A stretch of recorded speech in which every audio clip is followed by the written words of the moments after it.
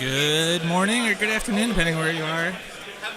And welcome to the 2023 Nova Open Round 1. I already see a couple viewers. Hello to Tom.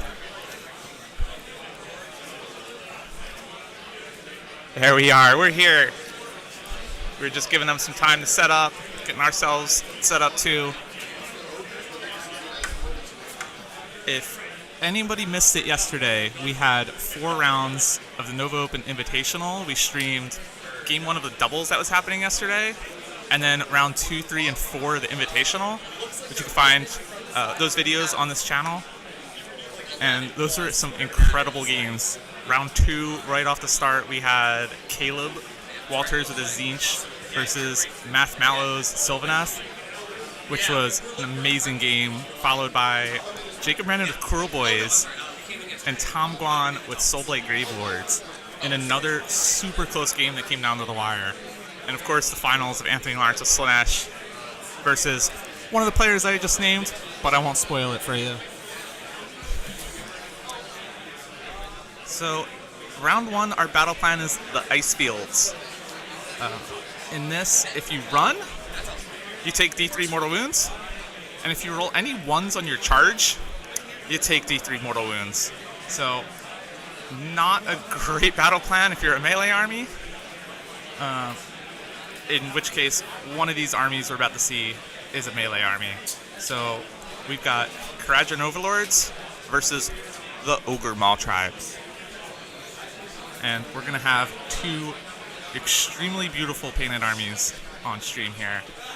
Because, first up, we've got Oscar Lars.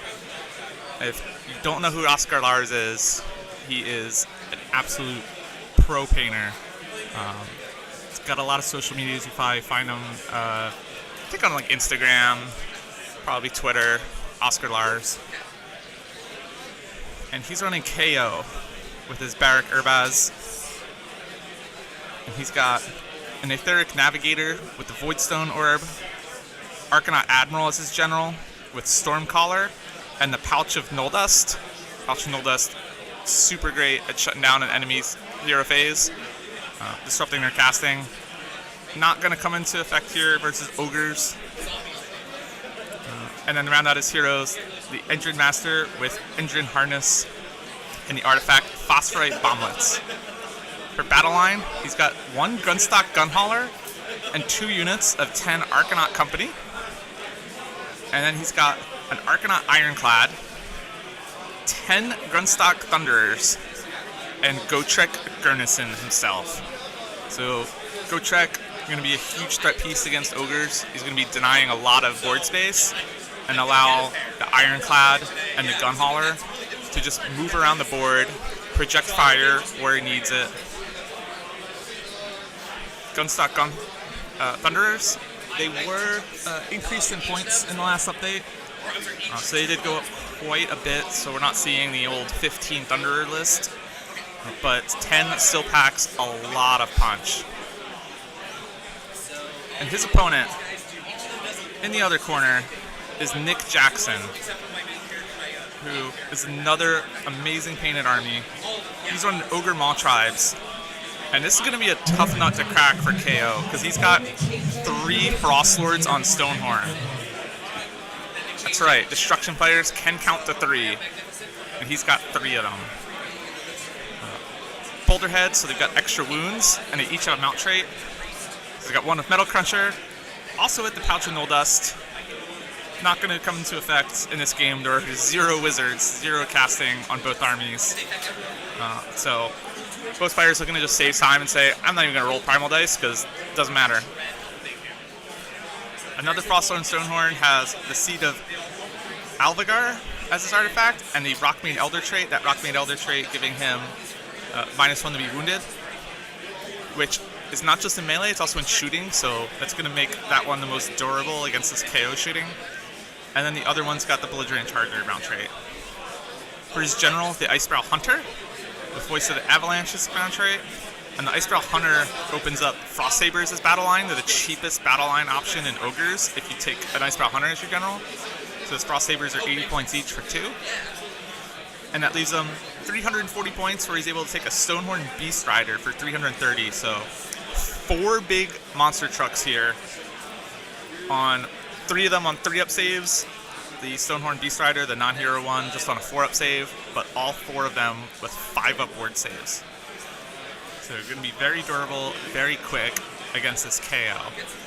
So we're going to be looking to see Oscar try to zone him out, say, I'm going to put Go Trek over here, and just deny this huge bubble of 11 to 12 inches of space, around him. And then project that fire to the other side, most likely. So we're going to see how this Ogre player feels like he can crack this army, because I don't think he can really go toe-to-toe with Gotrek here. Gotrek, only 8 wounds, but reduces all damage he takes by 1, or 2-1. So all of those D3 plus 1 damage, and 2-3 wound damage attacks, they're all just going to go to 1.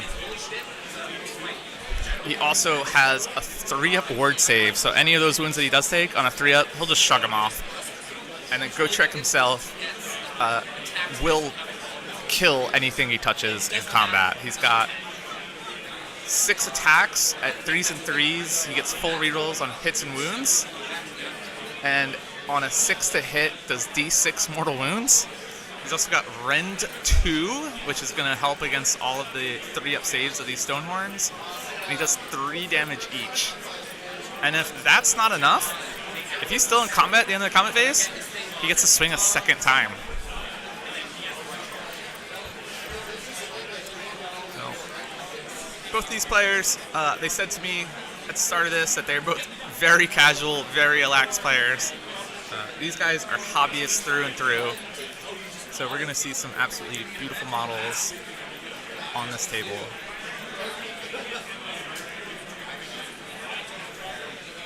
You see the Maul Pot going down on the right side. So we're going to have Ogres starting on the right. This battle plan, the territories are divided directly in half. So if you just draw a line from the top center all the way down, that's where your territories are going to be.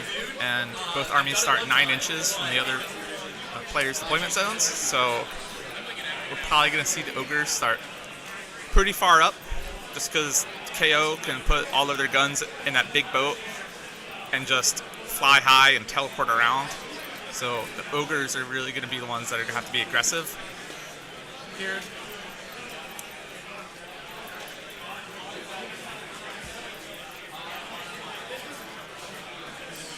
You see Nick's got an empty base that he's just using for measurements. He wants to make sure when he puts his Maul Pot down that he's not preventing space where one of his 4 big Stonehorns can walk through.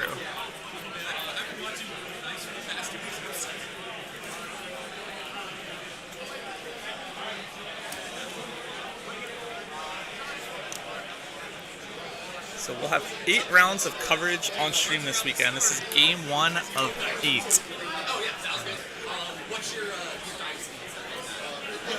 A bit of a new format that's being tried out here is they're going to play a 5-round GT with the traditional 5 rounds, and then after the 5th round there's going to be about an hour break for people to get dinner, eat, and then that night, during that hour, they're going to put people in pods. So there's going to be the traditional top 8 cut, and then the remaining field, anybody that still wants to play on, will be put in a pod of 8.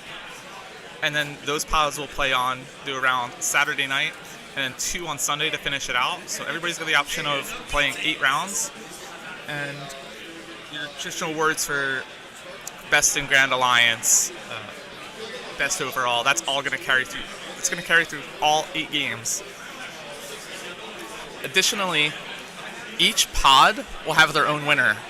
So you could go 0-5, get put in a pod, and you're going to get put in a pod with all those other folks that either went 0-5 or 1-4, and you could come out a winner of that pod. So plenty of incentives. Just keep playing on. A lot of people here that traditionally just love to just come play Age of Sigmar. we have 150 players for round 1, so it looks like we had quite a few drops. But there are 150 players. And good morning, everyone. Again, we've got KO versus Ogres. That's right. We've got Oscar Lars. If you follow Warhammer painting and hobbying, you can see he's even got his logo on stream there. The Oscar Lars. I know he runs a couple events down in, I think, like part of the edge of like Virginia and Maryland.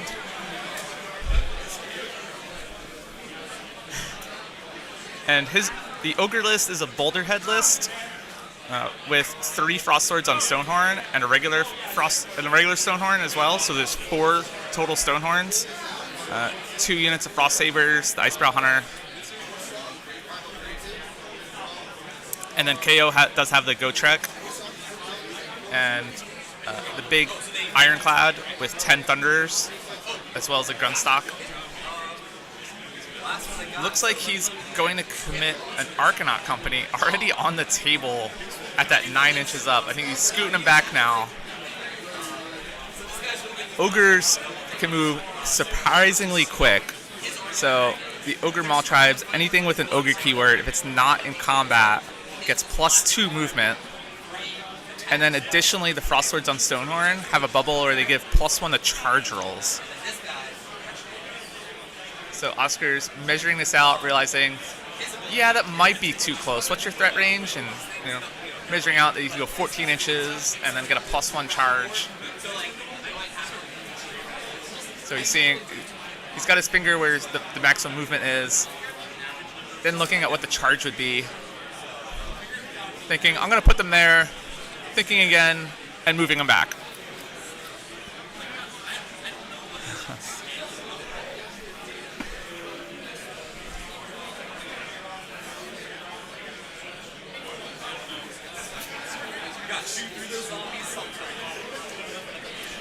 Tom, I have not committed myself to any team yet. I'll put it that way.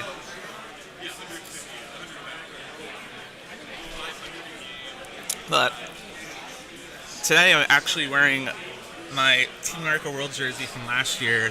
There's a lot of folks from our Team America Discord server who are meeting up after round 3 today.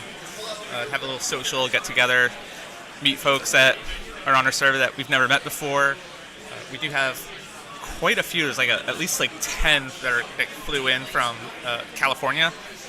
So a lot of new guys. I've met some of them this morning. We've got some folks from overseas too. The Owen Jackson is here.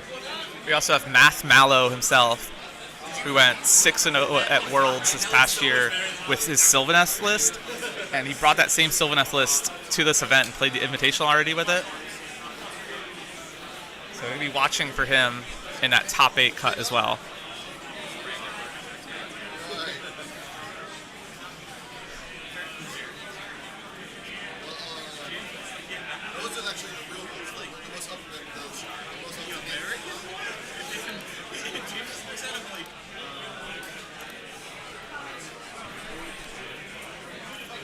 So I am going to take a sneak peek at this table in a minute after we deploy, because the army of Nick Jackson is so heavily converted. It looks beautiful. I'm going to see if they can just give a quick point up to the camera with it before they set it down on a table. One moment.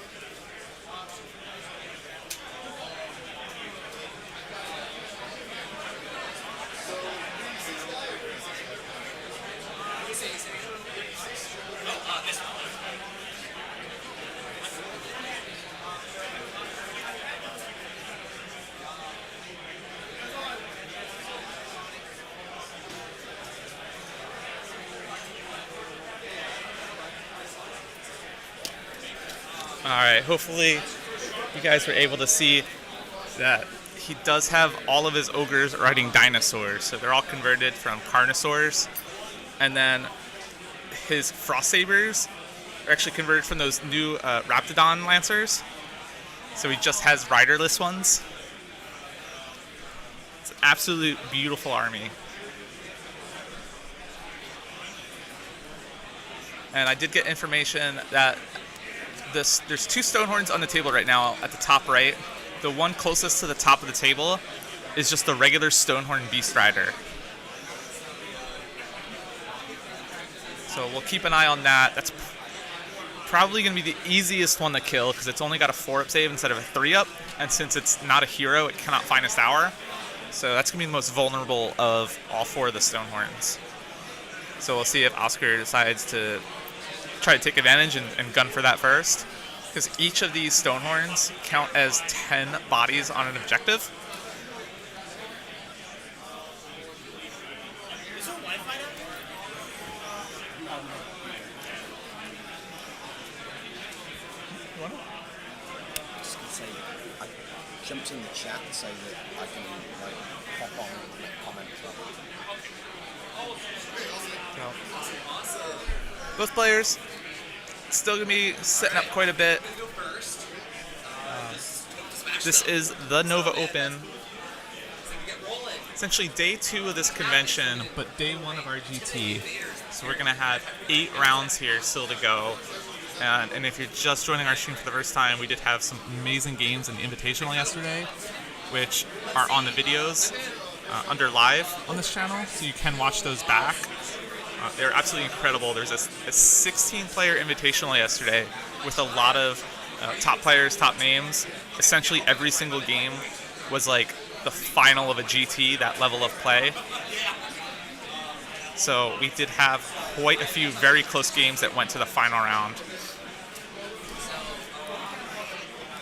Yep, he does have Rockmane Elder on one of the Frost Lords. It was not yet deployed when I was over there, but I'm going to wait till he deploys everything, and then I'll get another sneak peek of where it goes. I think this might be it going down right now, but I'll get a confirmation. So, just going to wait till they're fully deployed, and then I'll get the confirmation on where that one is. Is Tom Guan going to go 12-0 this weekend? I am hoping that somebody here is up to the task of defeating the Guan of the Dead. This man has reigned supreme with zombies for far too long. He shattered my record of zombie streak. The man is indecent to be running zombies this long. He's got to hang up that cape. You know, enough is enough. I did talk to him a few minutes before the stream started and say, Tom, are you gonna be done after this? Like, and he shook his head. He said, no. He's loving zombie spam so much. And I told him I've never seen him run the same army so much, and he's just absolutely in love with just putting zombies on the table and going, you deal with it. So he is not slowing down on the zombie spam. Seems to instead be speeding up with it instead. It's going the wrong direction.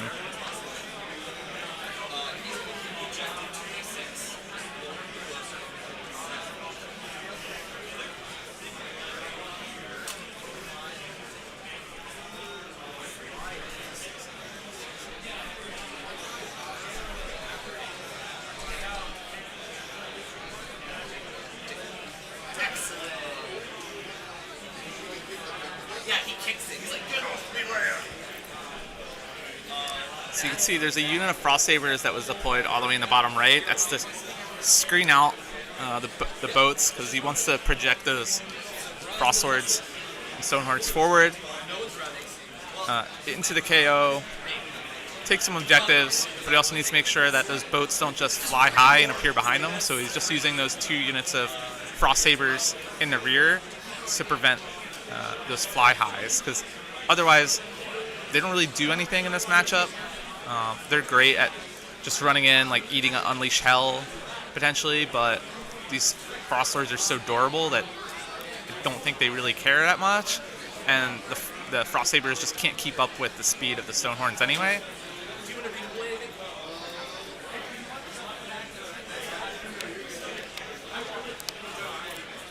We almost saw the Zombie Menace defeated yesterday.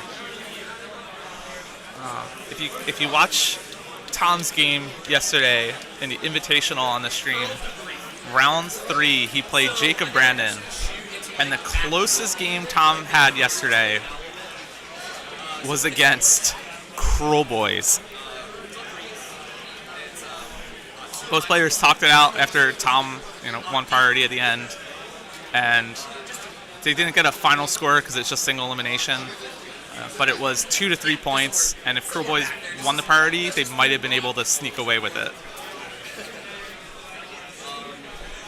So, Cruel Boys that close to bringing down the 140 Zombie Menace. I don't think anybody had that in their bingo cards, but Jacob Brandon is an amazing player. If anybody was going to do it with Cruel Boys, it was going to be that man.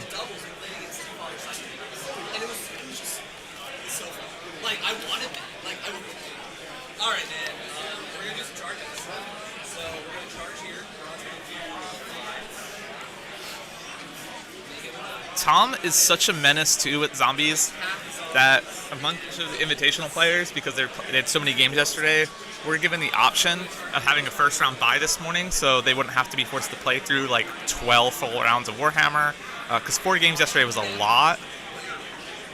Tom, being the absolute menace of society he is, decided, no, I'm going to play 12 games.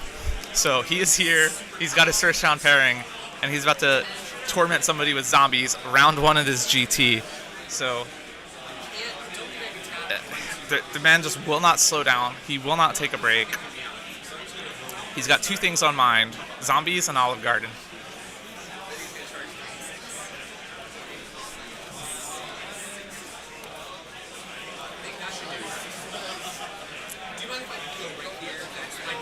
No. Both players finishing deployment. I'm just going to take a peek, see where the Rockbean Elder is, because that's going to be the hardest one for him to kill.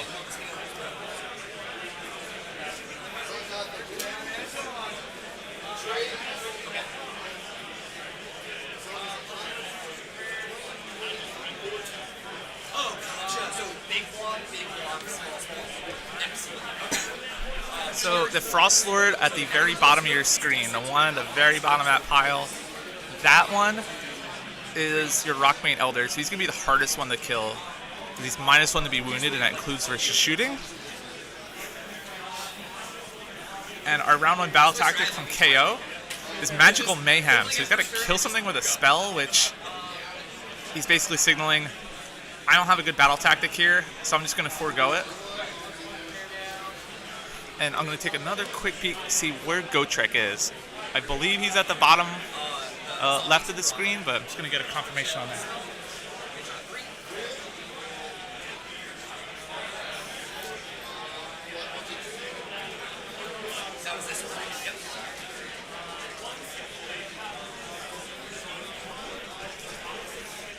So Gotrek is pretty far behind.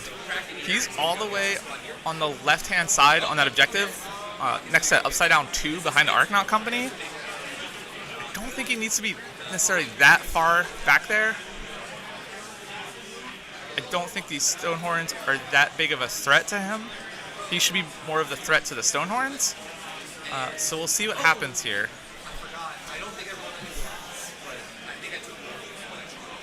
KO not quite in the position they want to be, having to start first against this, because they're not going to be able to really do much against this army top of 1. And it puts the Ogres in a position where they can just double back. So if Oscar pushes too far with these boats, moves them up too far, he could find more than one Stonehorn in his face, and the game turning upside down very quick. But he does have all 3 of those heroes. and the 10 Thunderers in that large ironclad. So wherever the large boat goes, there's going to be a lot of firepower coming out of there.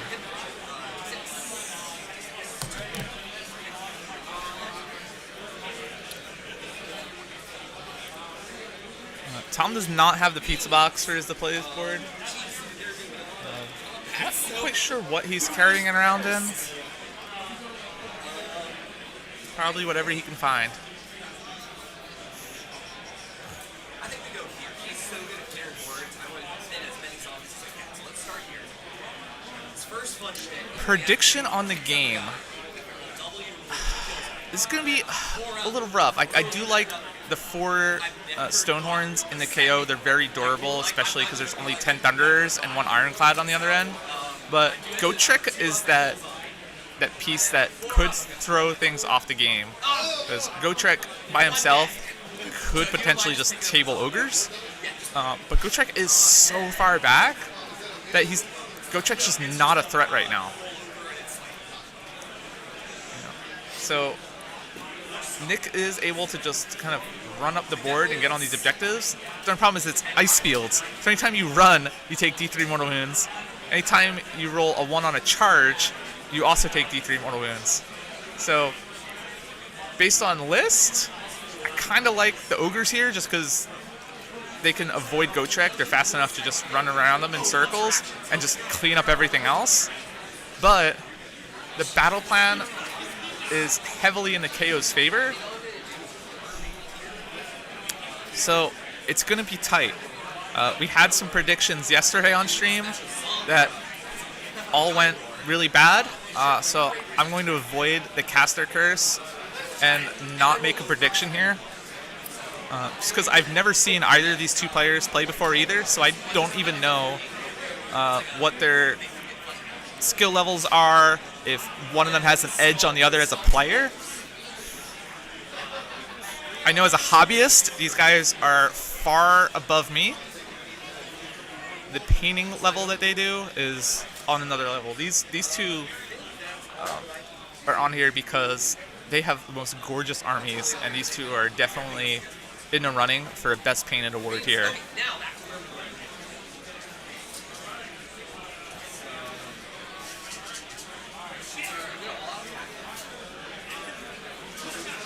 He can heal the big boys, but it's a D3 heal, and he's taking D3 mortals when he runs. Even he's got the 5-up ward to potentially shrug off some, but the Maw Pot, I don't think it's enough to really sustain multiple runs.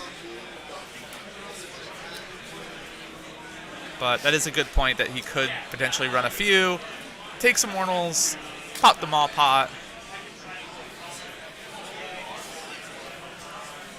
But I think KO is just going to be comfortable taking a 2-point turn. It's going to be hold 1, hold 2, but he won't hold more. And he's basically just going to look for Ogres to come out and play. Ogres with the potential to double turn here. We'll see how much Nick wants to commit to this. I think he's pretty safe sending quite a bit up, just because he knows he can't get double turned by KO. So if Nick just pushes up the table, he'll only have to endure 1 round of KO shooting before he gets to go again.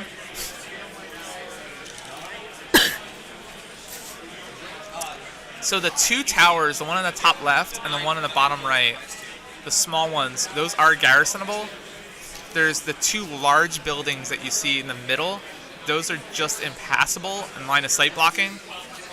We also have 2 wildwoods on the left and the right.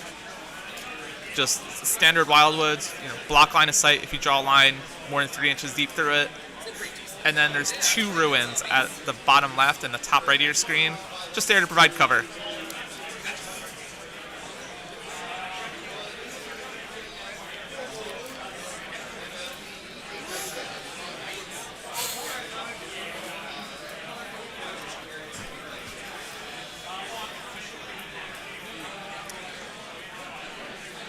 Yeah, the wildwoods on this mission not doing quite a lot. The terrain's kind of all preset about where it is. In some missions, I could see it having way more effect, but the way this mission's set up with the objectives, Wildwood's having pretty much no impact on this game. But those two large towers in the middle definitely helping against KO, blocking that line of sight. Bringing some 40k over here. If you don't know, Nova Open, we have tons of game systems here. There's a huge 40k event happening in the Nether Hall that looks absolutely gorgeous. Games Workshop also brought a ton for their store here, so they have a huge presence here at Nova Open.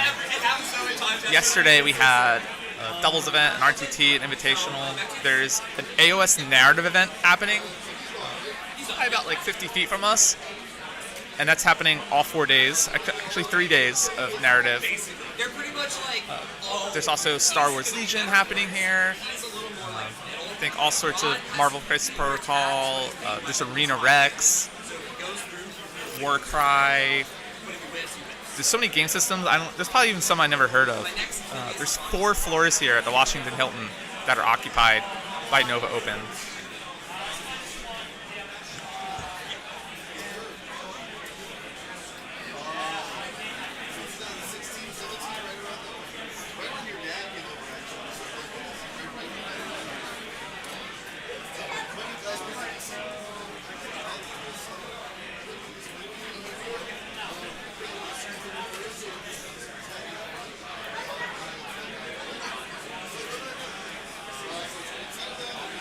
We do have a couple of our invitational players have kind of popped in, kind of mingling, checking out the tables.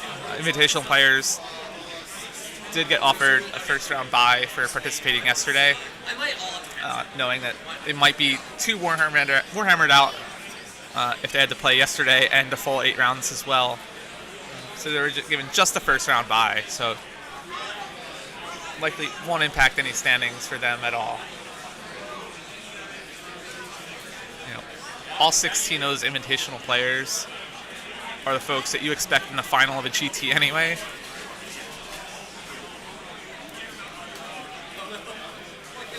And we probably won't have any of the players in Invitational on stream today either, just because we really expect to probably have them on end of day tomorrow and in Sunday in the finals.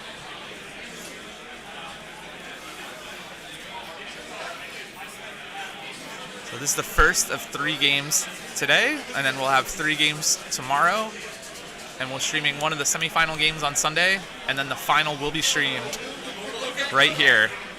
And if you found this stream, you're in the right place. So we're going to be going into bottom of 1, Ogre Maul Tribes.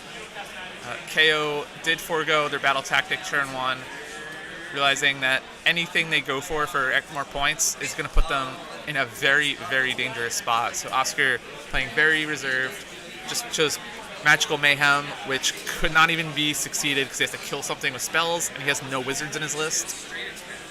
And electing to just take a 2-point turn for hold 1, hold 2. Could not get hold more because his opponent sits on his home 3.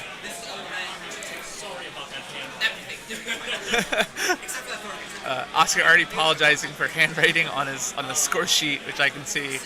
But it's okay. We've got Intimidate the Invaders. So signaling that Ogres are going to come out of this bubble. We're going to see a huge send by Ogres, because he's signaling that he's going to move all of these outside of his territory. The Trundle is coming. We're going to be going straight into a movement phase, because Ogres, they don't have time for spells. They got no wizards. They don't need prayers. They don't need anything else. They just need meat. And these guys are hungry.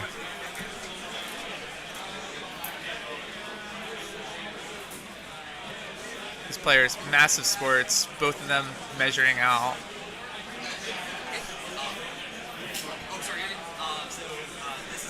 And here it comes. This first one, leading in the front, that is his Rockmean Elder. So that is the one that has the mount trait where he's -1 to be wounded.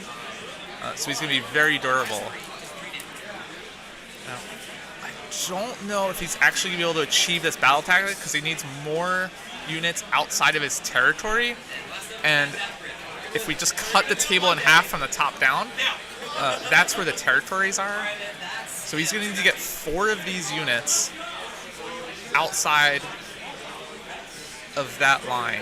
And I don't know if he's going to have the movement without getting some big runs. Yeah, I think...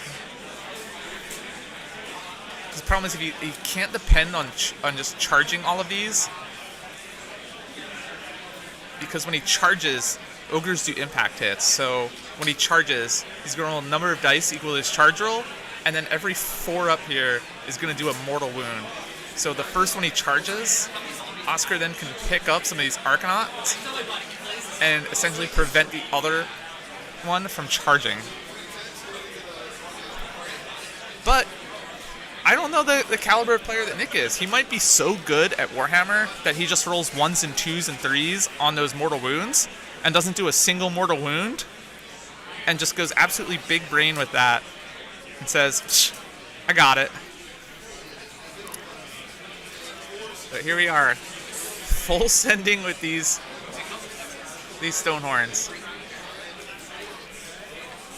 And this is what Oscar's got to be really concerned about, which is the potential for Nick to double turn him, because all of these Stonehorns are already in his face, and he might have that Ironclad a bit too close, because if these Stonehorns come crashing in that Arcanaut company at the top left, they'll be able to clear that screen, pile into the big boat, and if he's able to kill the boat, that's going to absolutely hamstring KO and say, you can't move these Thunderers around. They're stuck there in that little corner. On the other side, though, on the bottom of your screen, anything that charges into that Arcanaut company in the bottom, Gotrek is right up there on that objective there, and he's going to be able to countercharge with Gotrek. And if those Stonehorns are too close to each other, they're both going to be partying with Gotrek in no time.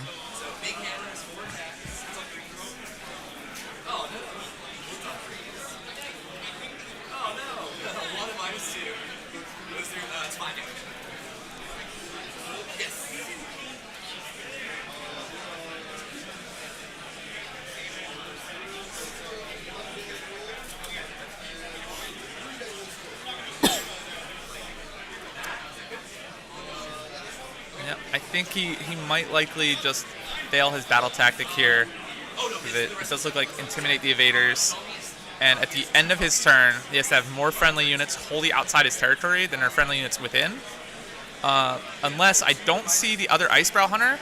I'm pretty sure the Icebrow Hunter is off the Frost Sabers, so he could just pop them in from the table edge into the KO side. And that would give him 1-2, and he'd only need 2 of these Stonehorns to be in his opponent's territory. Which he could do off the Arcanaut charges. The Stonehorns do have a +1 to charge right now.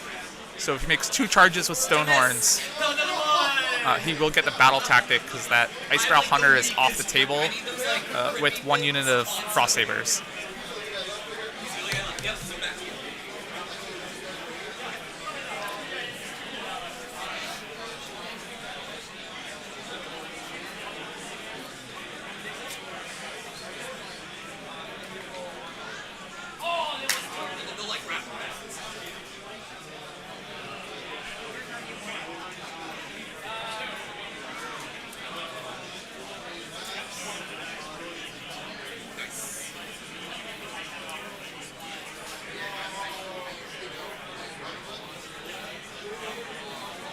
I'm not sure if he forgot about him. It looks like he's potentially into his shooting phase with his 1 Blood Vulture putting a wound out already.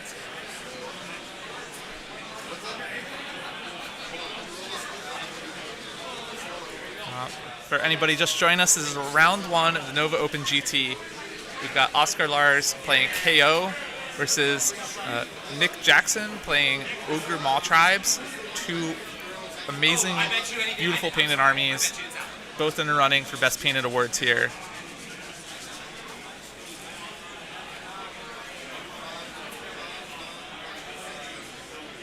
We'll have 2 more rounds of coverage today, round 2, round 3. Tomorrow we'll have 3 rounds of coverage. And then on Sunday we will have a semifinal on stream as well as the final. But all games or to be determined. No idea who will be the next one on stream today. We're keeping an eye out, trying to see who's paired up against who. Maybe I'll get one of our TOs to give us a rundown of any interesting pairings or not. We've got James O'Brien running this event from his command center. He's got an entire staff of wonderful TOs. And James O'Brien is going to be joining us in a second here. The man, the myth, the legend. James, how's it going? Great. I'm very excited. Yes, round one firing, everybody playing, all paired up. It's great. Any pairings to watch out for? Any yes. games playing? Yeah. So we've got the winner of our invitational from last night. Tom Guan is playing Captain Canada Oliver in round one. We've got Jeremy, who won the doubles yesterday. Jeremy Hawk is playing Tom Ling from Tough Crowd over there, and then another Tough Crowd guy, Bart Canali, is playing Joe Cryer, another former Team America player as well. So, yeah, there are a few pretty brutal matches out there today. Not even waiting to get that started, just right off the bat. Yeah. Welcome to the Nova Exactly, GT. yeah. Hello, Oliver. You landed at 9 o'clock last night, and at 9 a.m. this morning you're playing Tom Guan in round one. Yeah. Sounds like an easy game, right? Oh, yeah, definitely. Yeah. Oliver's Daughters of Cain will be just fine against the zombie hordes. Tom did look like a zombie this morning, so Oliver might have a slight edge there. We offered all of the invitational players a first round bye in the GT. Tom Guan, the crazy person that he is, elected not to take that and wanted to play all 8 rounds of the GT. And there we have the first Frostlord on Stonehorn, charging in, picking up the Arcanaut with those mortal wounds on the impacts.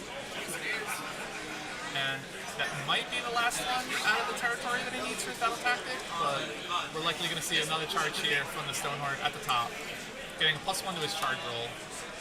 And it looks like he's in too. So that'll be 2 Frost Swords, and he's got the Frost Sabers with the Ice Rail Hunter at the bottom left, which gets him his battle tactic with 3 invaders. We're going to see a 5-point turn from Ogres right off the bat. Well done, Nick. That's great. Any other words of wisdom here from legendary James O'Brien? No, really looking forward to it. I will actually just take a moment to talk about the format that we're running for Nova, if you've not done it already, Emma.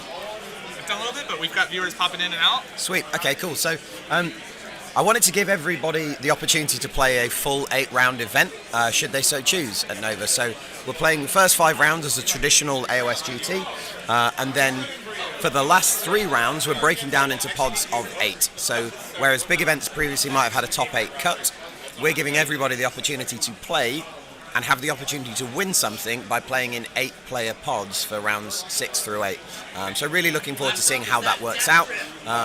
And then the other thing that I'm doing is making all 8 rounds count towards the Best Overall and Best in Grand Alliance awards. So people will have a lot to play for on Sunday, and it's going to keep things quite fresh throughout the weekend, I think. So I'm looking forward to it. I can't wait to see how that goes. Brett, anytime there's a new format pops up, let's see how it goes. Indeed. Let's try it. Let's see how it works out. Yeah. Yeah, it's going to be great. I'm looking forward to it. Looking forward to seeing it shake out. And I'm sure we'll see you back on stream here to offer more words of wisdom throughout the weekend. Wisdom. Definitely in inverted commas. Right, I'm going to hand over and let that someone else jump in. That is the man in in charge, the man from the command desk, the guy behind the desk, James O'Brien. Thank you, Emma. So, you probably guessed it, we have an Unleash Hell coming from those Thunders in that boat onto the Frost Sword that just charged in there. So, Nick getting very aggressive, essentially picking up both units of Arcanaut Company, but he's probably going to be looking to pile that Frost Sword in at the top of your screen into that boat and getting some work done on it.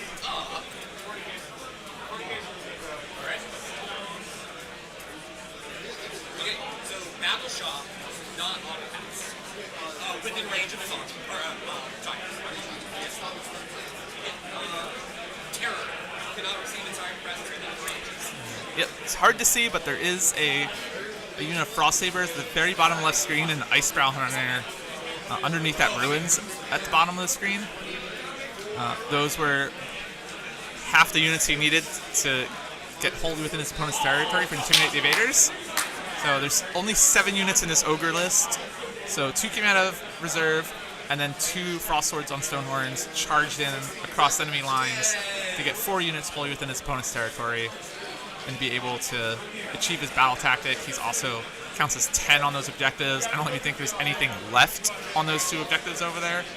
So Nick commanding 5 objectives, and we'll see a 5-point turn, putting him up ahead by 3 points. And we still have a combat phase here. No, you're good. One's on the pass.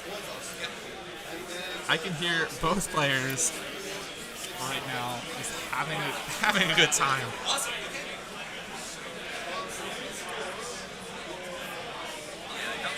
Frost Sword taking quite a few wounds from that Unleash.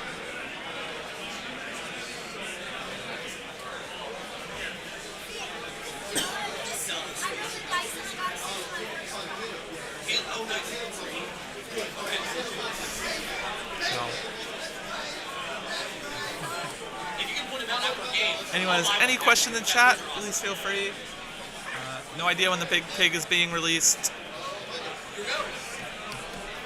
but I'll do my best to find any other updates or answer any questions.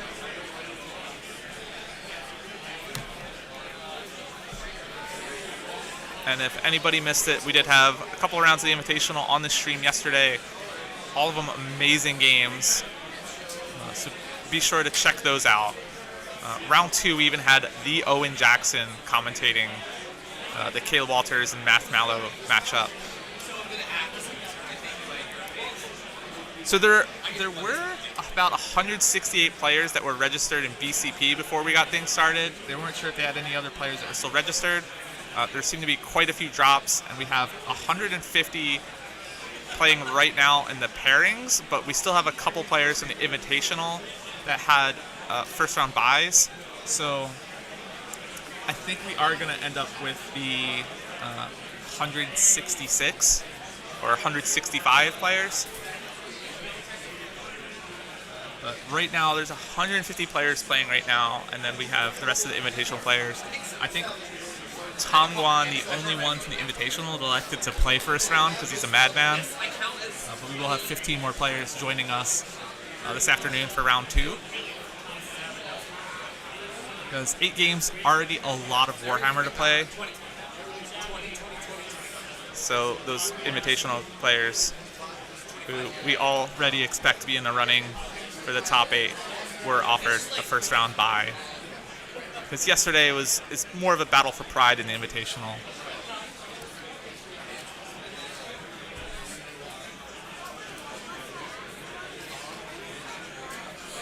So Frosthorn and Stonehorn.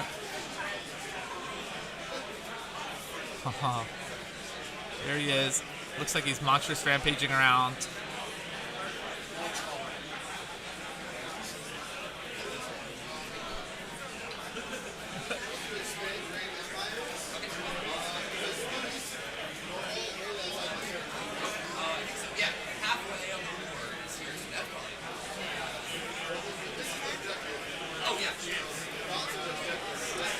We do have an amazing staff here. A lot of TOs helping support. James O'Brien, obviously our head judge here. We've got quite a few others meandering around, making sure everything's running smoothly. So big shout out to everybody involved, even the Nova Open staff, keeping things running. Aaron from the Cool Guys Nation channel for providing the stream setup. Did have some technical issues. We were looking to stream on the Nova Open channel, but we do what we can here. We make do. So here we are, bringing the stream to you.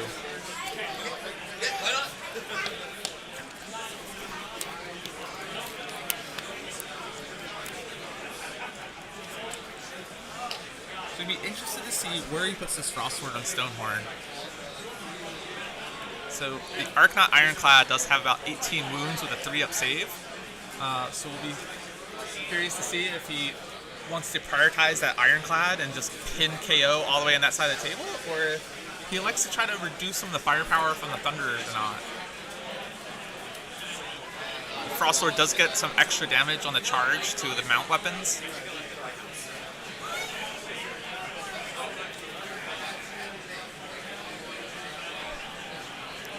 Because anything garrison that boat does get the benefit of cover, so they'll be -1 to hit, and they'll have +1 save. So the best bet might just be to get rid of the Ironclad if you can. If you could just get that off the table, it's really going to hurt Oscar, and just essentially pin him all the way back there.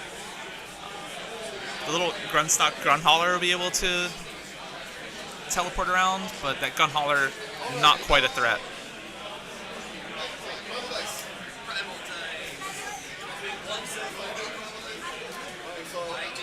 So if the Ironclad goes down, it's really going to be on Gotrek's back to kind of carry this. Oscar's going to need a big priority roll here. If the Ironclad goes down and Oscar wins priority, he's still in a salvageable position because Gotrek can pick up that Frostlord at the bottom of the screen and zone out the other one on that objective. And then the Thunderers potentially finish off this Frostlord that charged in at the top here. And he could put Nick down to just 2 Frostlords on Stonehorns. But if Nick wins priority and kills this Ironclad this turn, Oscar's gonna be in a lot of trouble. Yep, battle tactics are gonna be a huge problem if the boat dies too.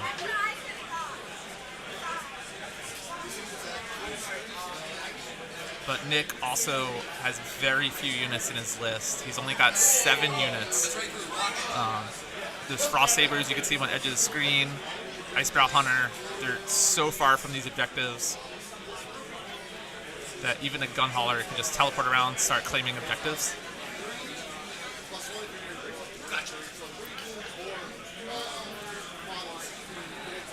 I see. Okay.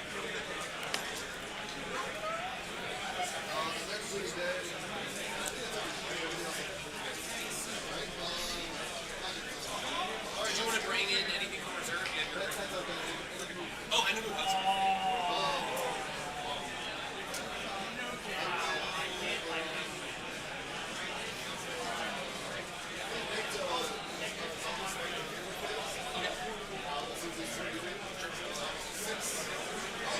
You can decide who to buy after, or do you have to do it when? After.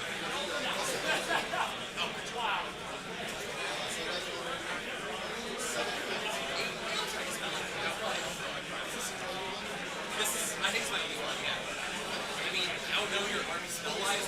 Would you recommend, like, a specific... So, quite a few dice rolls coming out, waiting to see how much damage has actually gone into this.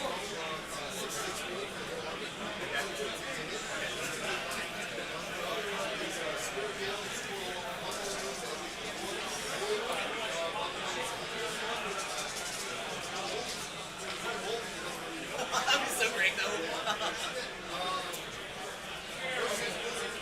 Oh, I remember that one.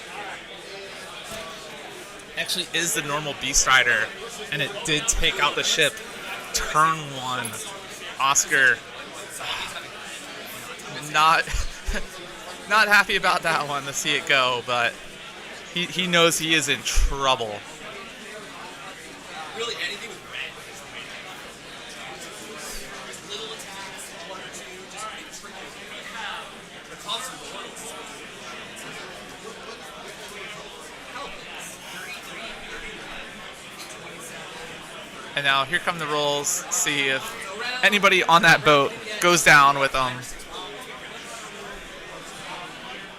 But already not looking good for KO. After one Stonehorn Beast Rider going through, clearing the lines, getting in there. He's in danger.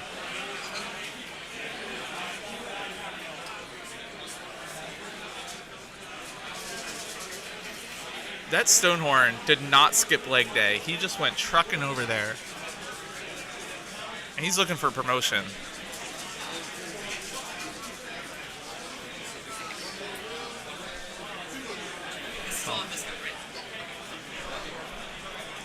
already super rough for Oscar, but huge priority roll going to be coming up here for turn 2. See if you can potentially salvage the situation. Because it's not over yet. You know, it's only turn 1. He's still got his Thunderers. He's still got his heroes from that boat. He has enough to lift that Stonehorn Beast Rider. He's got Gotrek there to deal with the Frost Sword on his objective. He still has the Gun Hauler that can teleport around, potentially scoop up another objective. It's a massive blow, but we'll see if Oscar's able to salvage the situation.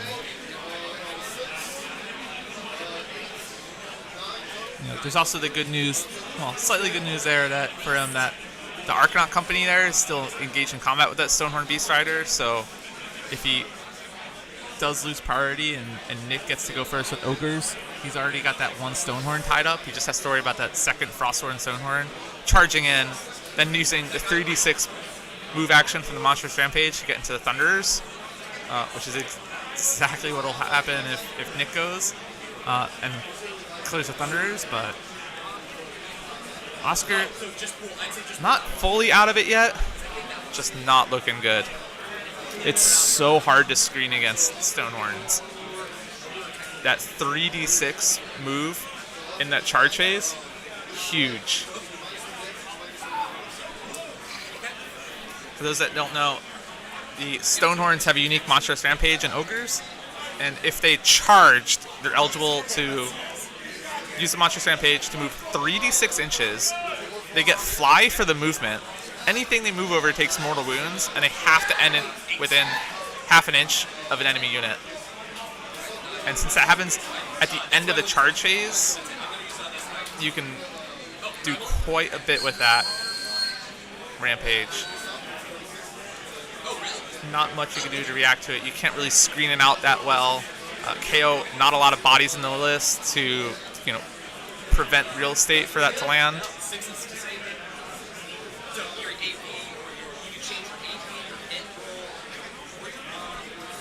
It's not over yet. I'm not calling this game at all.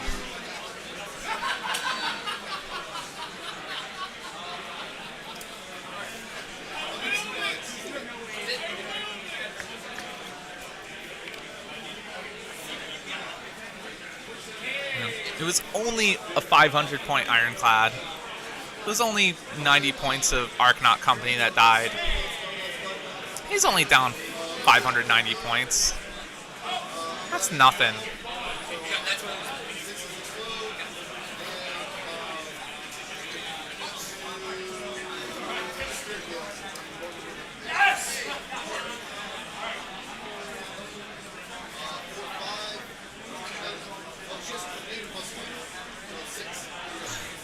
I think we just had a 1 on priority by Nick. So I think Oscar still in the game. And we'll see shortly here.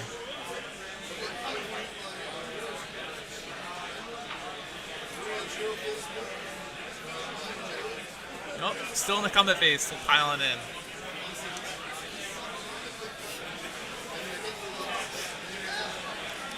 But the score will be 5-2 in the Ogre's favor.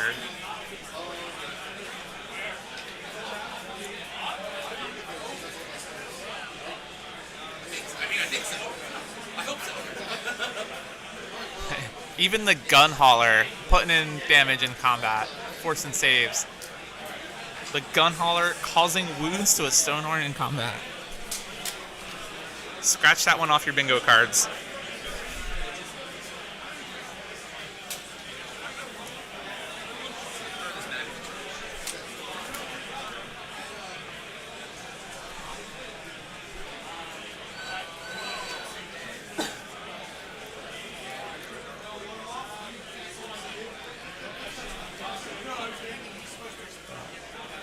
Anyone's just joining or has joined late, this is round 1 of Nova Open AoS GT happening in Washington, D.C., the Washington Hilton.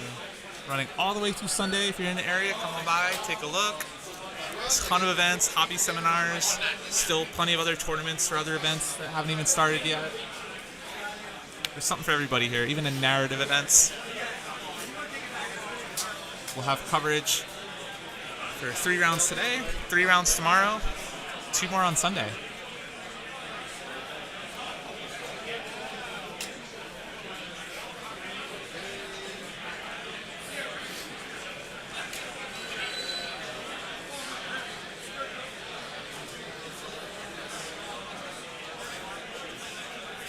Nick finishing up his turn, tallying up his points now. Getting that whole 5 points. Here is the huge priority roll here.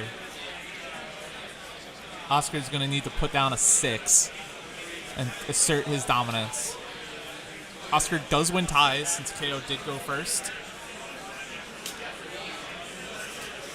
We did see Caleb Walters on stream yesterday win priority with a 1. So anything is possible on this.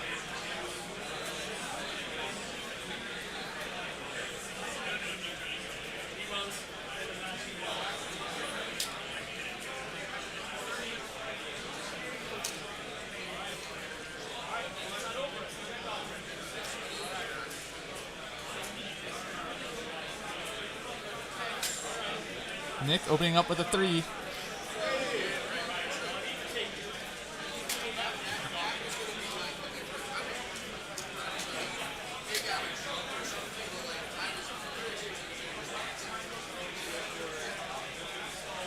Oscar winning priority, saying, I'm not out of it yet. And we'll see how he decides to salvage this. I think we should see 2 of these Stonehorns picked up this turn. There's the 1 Frostlord on the bottom left objective that's close to Gotrek. He should be able to just go in there with a steel chair and pick up that one. And then the Stonehorn Beast Rider up at the top left, already taken quite a few wounds, and there's still all of that firepower from the Thunders there, which should be able to clean that one up. But there's still the threat then of 2 more Frostlords on Stonehorn on the table, and the chance that Ogres could just double back into this.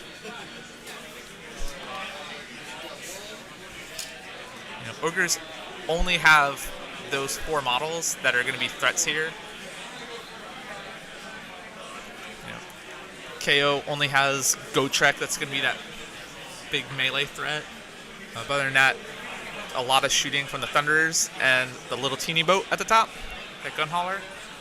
But with shooting, he's able to just project that damage out where he needs. Problem is, Thunderers do move very, very slow.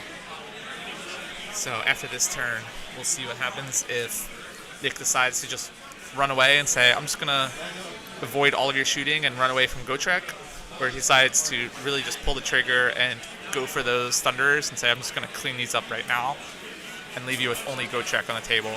So I don't think Ogres have any answer to Gotrek in this scenario.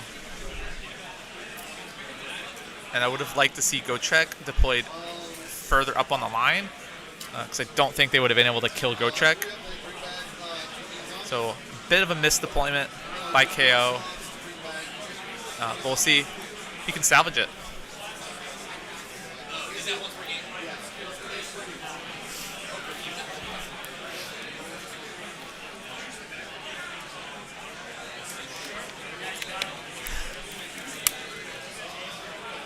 Oscar has selected his battle tactic of the round. He's going to blast them. He might have lost his boat. He might have lost some Arcanaut companies. But he just won priority. And he's saying to his opponent, so anyway, I started blasting. So his battle tactic, blast them to smithereens, pick an objective on the battlefield within 12 inches of enemy units. You complete this tactic if there are no enemy units within 12 of that objective at the end of this turn. So likely picking the one at the top with that single Stonehorn Beast Rider on it. Who's already about half dead. Should be an easy pickup for all of those Thunderers.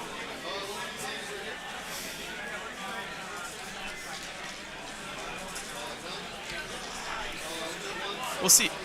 Honestly, if he redeploys, it could be really bad for ogres because you don't want to redeploy the Stonehorn in position that Gotrek could charge in, pile in, and get within 3 inches of the second Stonehorn, because that would be an absolute disaster. So it might even be more beneficial for him to not redeploy that single Stonehorn up there. I don't know how much wiggle room he's got, but he could be in trouble if he does try to redeploy and redeploys too close to that second Stonehorn.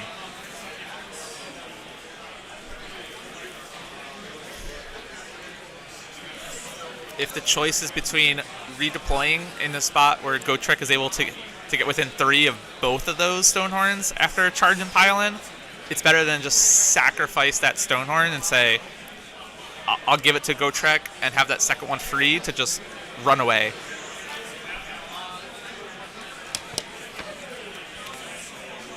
Gotrek is able to potentially kill 2 Stonehorns in one combat phase. Likely just enough to kill one, maybe a little bit extra damage. But I am predicting there only be 2 big monsters left on the table after this turn. I don't think we'll see a full 5-point turn here from KO. They'll definitely pick up hold 1, hold 2. They do have that objective to the left on the center that has number 2 on it. And they'll be able to clean up the Stonehorn Beast Rider on that top left objective. But with the second Stonehorn down there at the bottom objective, they won't be able to claim that. They are worth 10 on the point. So there's really no point for him to even teleport the Gun Hauler. The Gun Hauler able to fly high anywhere on the table. Just really no need for him to teleport that to one of Nick's objectives, because he would still only tie on an objective. He's not going to be able to get hold more. But maybe we see him teleport, try to pick up some of these Frost Sabers, because the Frost Sabers are still going to be kind of able to run in. Although they're so far from any objectives that it's going to take 2 turns for any of those Frost Sabers to get onto any of the objectives. But he might be able to start limiting some of the battle tactics. Because right now, ogres are set up for the battle tactic to have the surround, where they're able to have 3 units wholly within 6 of 3 different table edges, 2 of them outside of territory. Nick already has that set up with both his Frost Saber units and his Icebrow Hunter, so he's already got a free battle tactic on his turn. So curious to see if Oscar recognizes that and tries to use the Gun Hauler to pick up one of these Frost Saber units. Because he is down by 3 points. He is going to be held to a 4-point turn this round. So he needs to start thinking ahead and realizing where he can potentially deny points from his opponents in the future turns.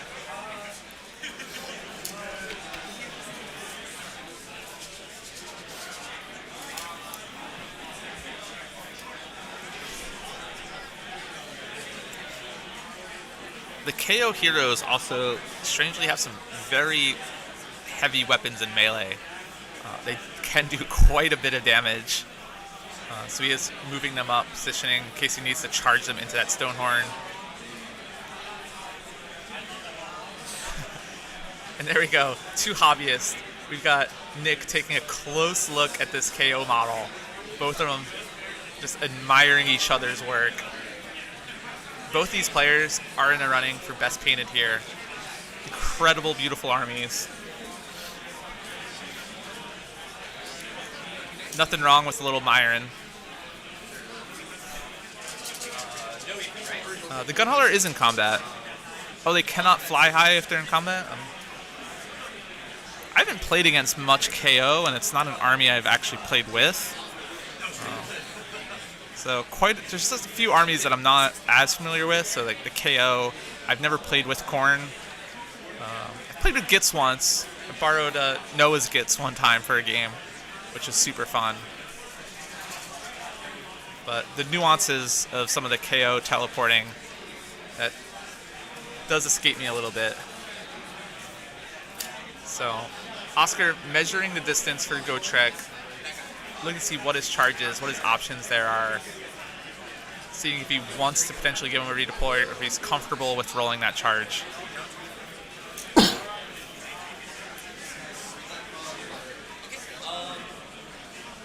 Thank you, Tom. Fly high. Only end the movement phase if a boat's not in combat. Well, after Oscar's turn, he shouldn't be in combat anymore, but we'll see if he's able to drop it in his shooting phase or if he needs to send in those other heroes. Looks like he's electing to retreat the gun hauler, which I like. If he leaves the gun hauler in there too close, he is potentially opening up to being hit with that other frost sword. That gun hauler is going to be a huge piece because it's the only one that can teleport around, and he's got a lot of real estate to cover. So the gun hauler being one of the most important models on the table right now for him to be able to start picking up points in the later turns and teleporting over to Nick's objectives.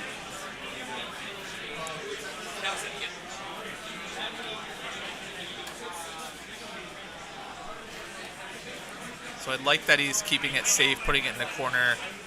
He doesn't want to teleport into a position where the Frost Saber is going to charge into it and use it to slingshot onto any objectives. Here we go, the phosphorus bombs now triggering.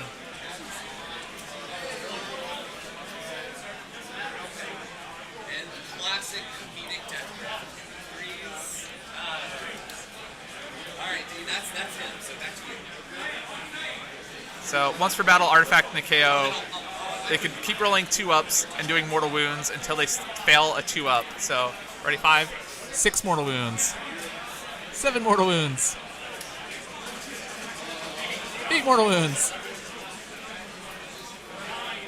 9, 10 mortal wounds, 11 mortal wounds, 12, 13, 14 mortal wounds. Will it ever stop? 15 mortal wounds.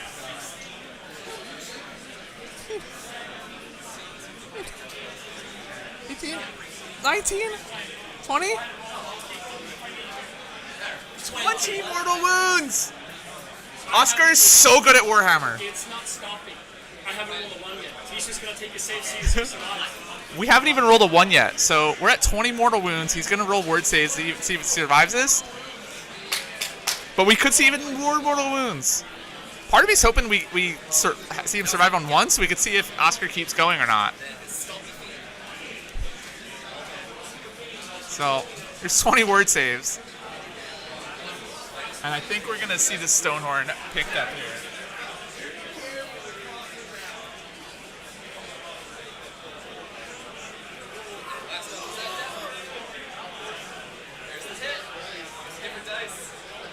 Oh my god, it's just, it's a theme at this point. Alright, that is it. Back to you.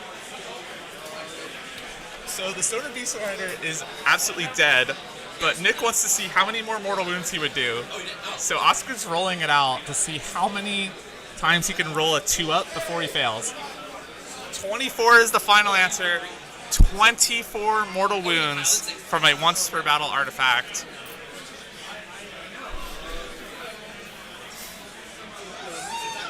He's fine. Yep. No, he's the only one left.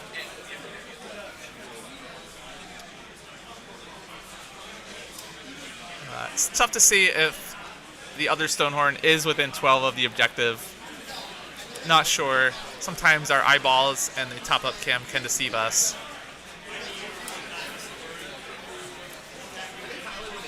But both players, we're leaving it to the players. I myself, not a TO, so unless I see something absolutely egregious.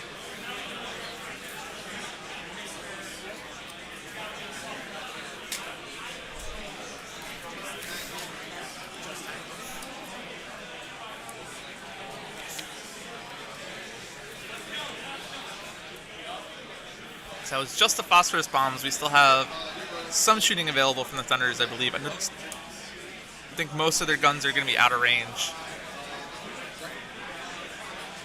Okay. So, And we're going to see Gotrek trying to go into this other Stonehorn and pick him up. they can come back And see if we can limit Nick to just 2 Frost Swords left after this. So, okay. Okay.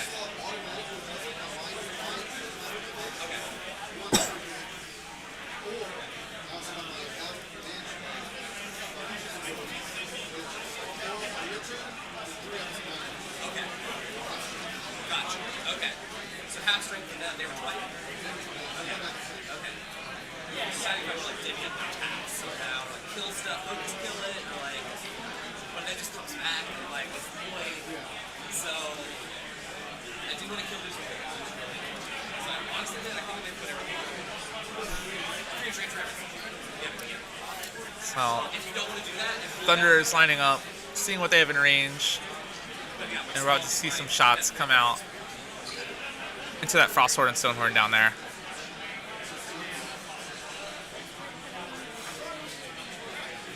Yeah, I think he might have picked his back objective because I did see him point to that earlier. And it does look like the safe bet of picking that number 2-1 since both of those other Stonehorns should be picked up this turn.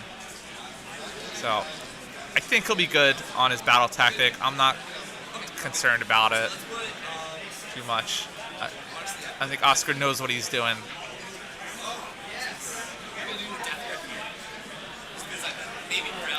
But likely just a 4-point turn. Well, it will be a 4-point turn if he's able to kill that Stonehorn down there. So he'll only control 2 objectives.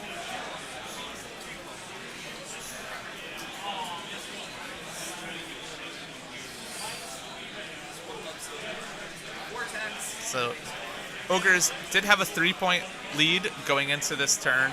We're in top of 2 right now. Score 5-2. KO winning priority.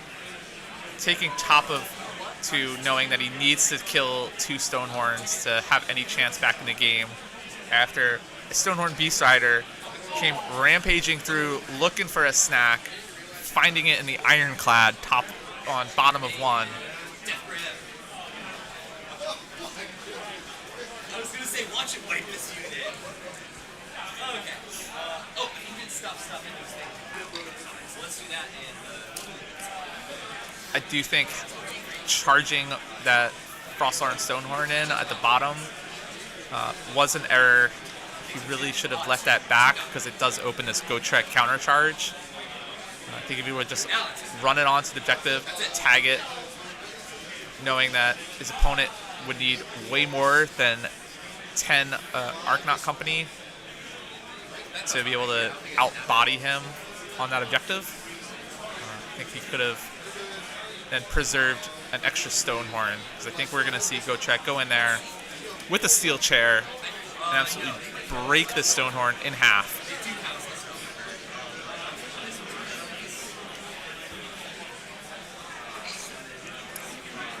These Stonehorns do count as 10 on an objective. So not a whole lot of bodies left in KO, so he's in a position where KO wants to take an objective off a Stonehorn. He's going to have to kill the Stonehorn. He doesn't have enough movement with anything else in his army. Thunders and the heroes are all on foot right now. They're moving slow. Gotrek, super slow. It's just the gun hauler that can teleport around and fly around. That's only going to count as 2 on an objective.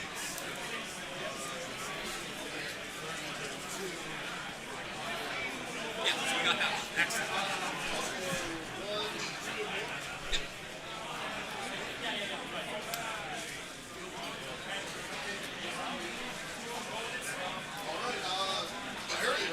Think so, big turn. So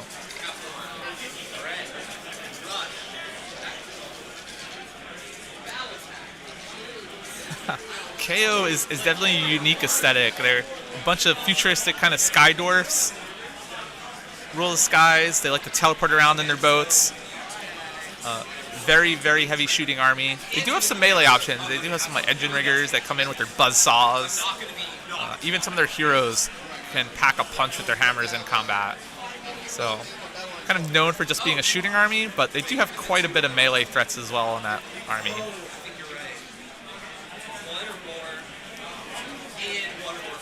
So these are two very, very different armies. One that likes to just shoot, preferably likes to teleport around, garrison in boats, whereas this ogre list is just 4 big monsters on the table running at you saying, can you deal with me? I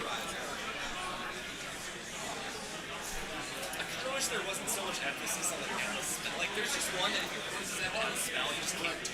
Like, Yeah, shooting less prevalent in AoS, but KO, definitely shooting army. We did have round 2 of our invitational stream on here. We did have a Sylvaneth list that was heavy in the shooting. It started with 9 Kurnoth Hunters with great bows. Alariel has her Spear Kurnoth that she shoots. So that was a very heavy shooting list with a lot of teleporting, very similar to how KO plays in that it's teleporting around. So that was a great game to watch back if you haven't seen it yet. yeah, it's right. It's a really nice match. Yeah, it's like really good. It was that matchup yesterday, round 2, if you're looking for a good shooting game.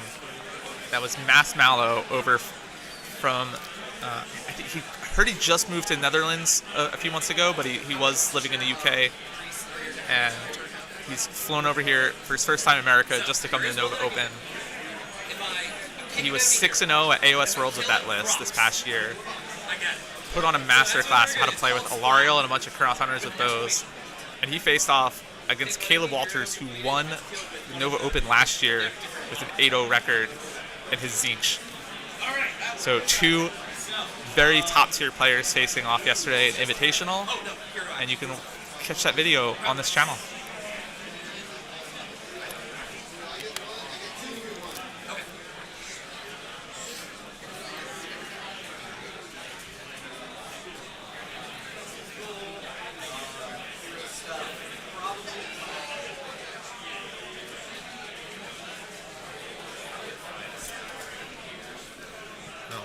We do have Gotrek charging in. He's made it into the Stonehorn.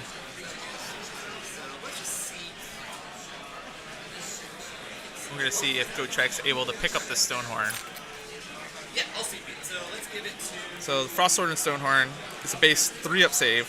He's able to all-out defense for an extra +1 to his save. Gotrek has 6 attacks that are Ren 2/3 damage. See if it can crack the Frost Sword and Stonehorn, who does have a 5-up ward, so he'll be able to roll die every time he takes a wound to shrug it off. Gotrek does have the ability that at the end of the combat phase, if he's still in combat, he gets to activate a second time. So we're essentially going to see 12 attacks on 3s and 3s. He gets to reroll 6s to hit and wound. Where he gets to reroll his hits and wounds, but 6s to hit do D6 mortal wounds in addition. So we're going to be able to see if he's able to crack this Stonehorn or not. He needs to be able to kill this. Otherwise, that Stonehorn is going to start piling in onto that objective. And KO needs points right now. And so if that Stonehorn doesn't die, is able to pile into that objective on the left-hand side, then KO is going to be limited to just a 1-point turn because he'll fail the battle tactic.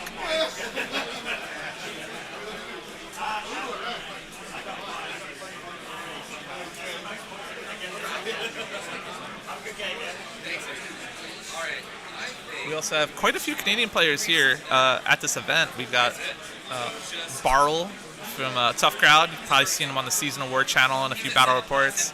He lost the Best Canadian Award yesterday in RGT to Mike Sabetti, also from Team Canada.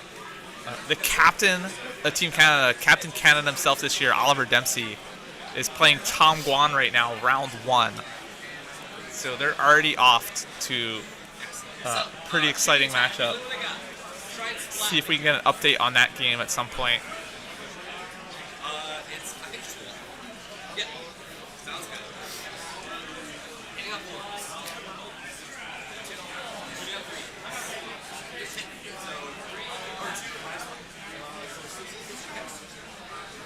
Nice, there you go. Just a 3.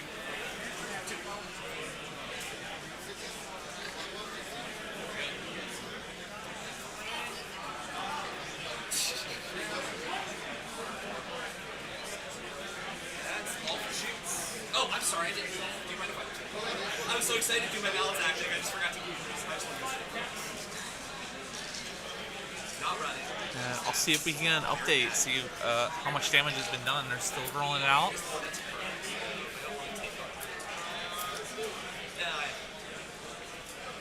It's like it only takes one.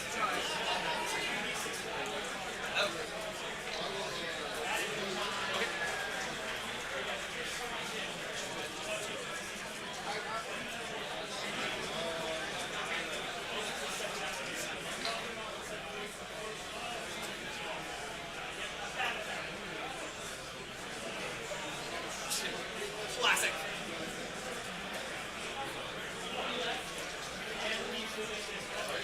Cool. That charges. This is the charge. So I roll 3d6 and a 1 still take it. No ones.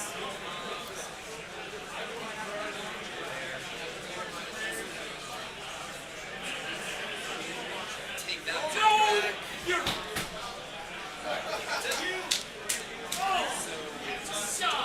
The Frost Sword on Stonehorn is alive with 1 wound. On Gotrek's second activation, did 9 mortal wounds, rolled his word saves, had 1 wound left, had to make 4 4-up saves, rolled 4 4-ups. But against monsters, they crawl on That is massive. That is a failed battle tactic, specific monster units. So hopefully in the tournament I'll play. but it looks like he did not pile in onto that objective yet. So I think we have a hold 1 or no. He did pile. He was able to pile in and tag it. Hold Oscar to 1 point that turn. Let's do Storms.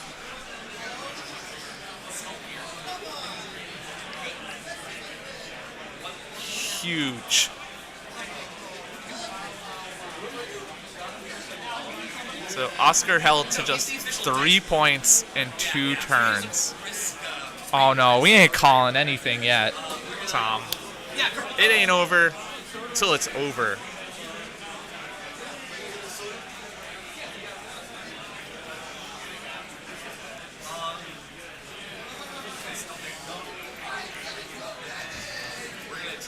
He's already scored at 3 points, more points than I have in this tournament. I'm still sitting at 0 points myself. So Oscar is way ahead of me, even with 3 points after 2 turns.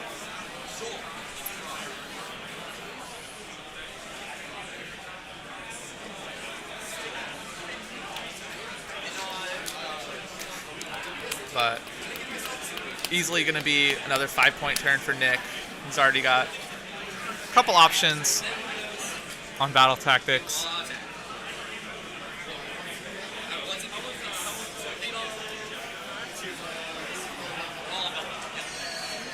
Will likely retreat that 1 wound let Frost Sword on Stonehorn. He's got no business being in there with Gotrek. It ain't ogre. And joining us, the Owen Jackson. Hey, How's your morning?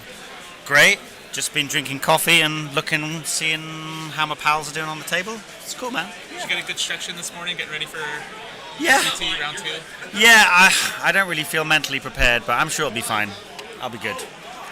I'm kind of not putting too much pressure on myself, so. But yeah, there's some nice matchups this round. How's the stream game going? So, turn 1 recap. KO had to go first. Knew they couldn't overextend, so they just sat back. Forgone the battle tactics at Magical Mayhem. There's Yep. not a single wizard on the table in either of these lists. So he said, I'm just going to score 2 points. Okay, Ogres keep barreling up. as Put they 2 do. Frost Swords in. Cool. Not 2 Frost Swords. A Stonehorn on B-Sider went all the way through the top, Uh huh.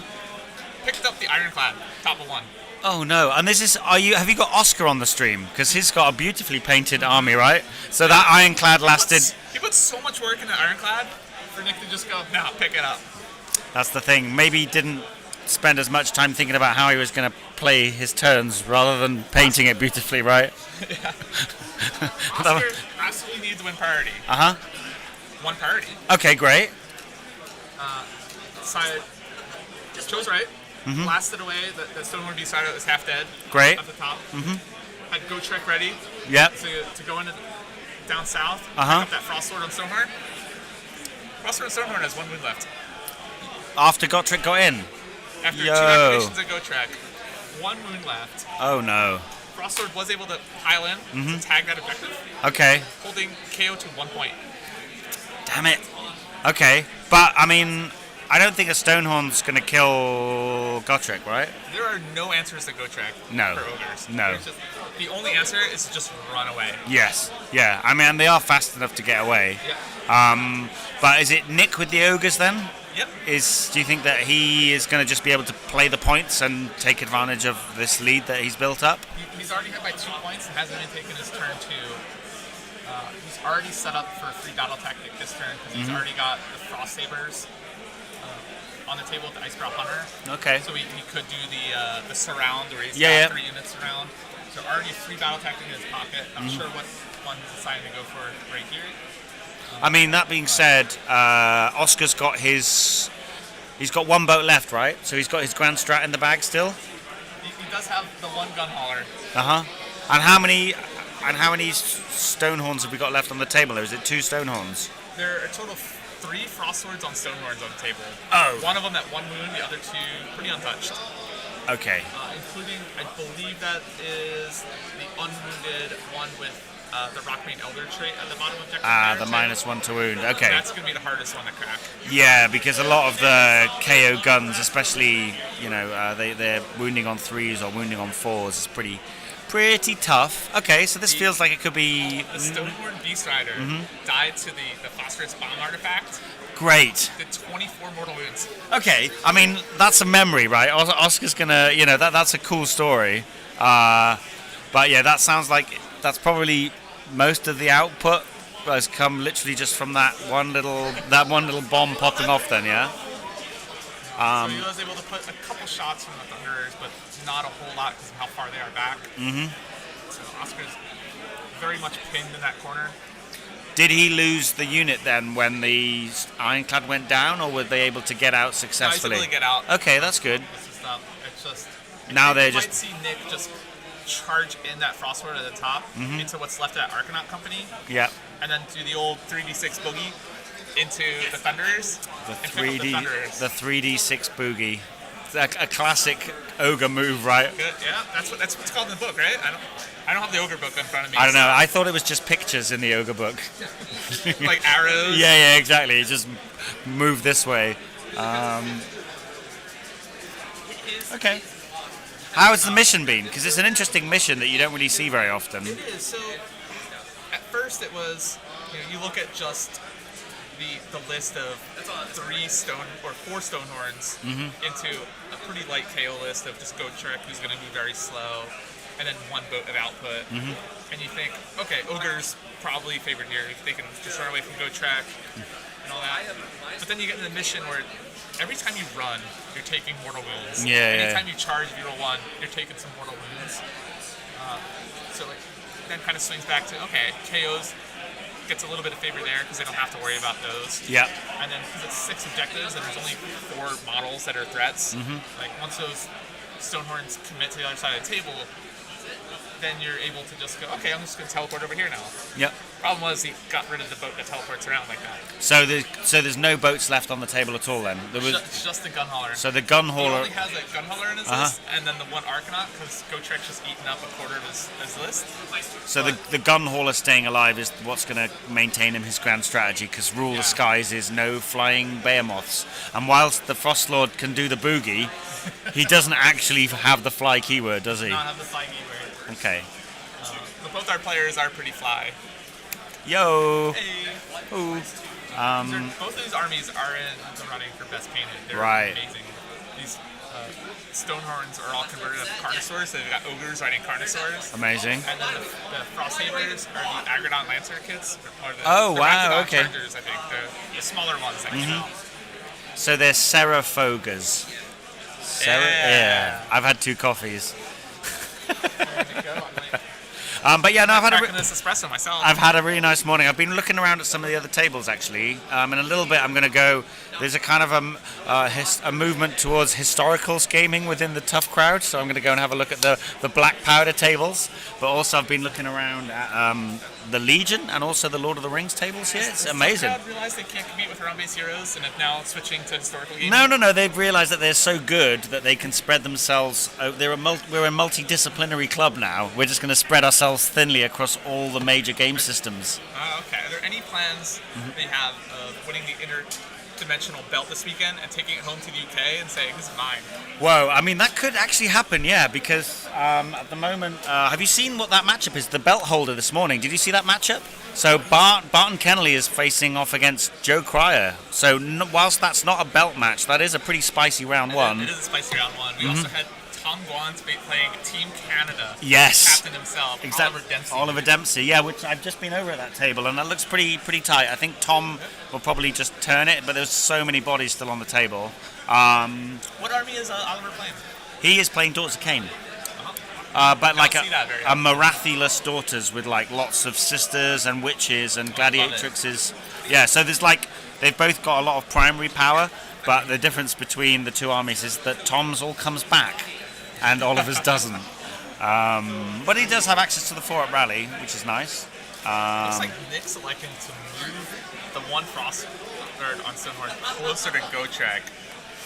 I mean, That sounds like a dangerous maneuver. And he's got the speed to just, like, Gotrek basically has a 16-inch area of influence, right? Oh, yeah. 4-inch move, 12-inch charge. Like, if you can stay away from him and not let that be too detrimental to your primary scoring potential, you just stay away from him.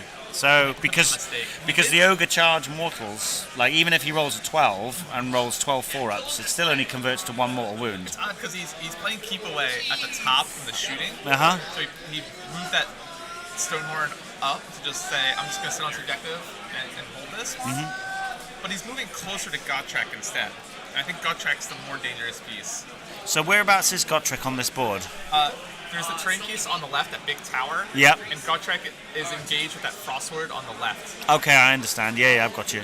He's like wedged in there, just towing that objective there. You'll just be kind of like a Yeah. white circle. Yeah, edging gotcha. out, just a symbol or a token you got. Okay, so Here we go. he's made the decided to go 9-inch for it. charge. We're gonna have some impact hits coming in here now. I've never played ogres. Have you ever played with ogres?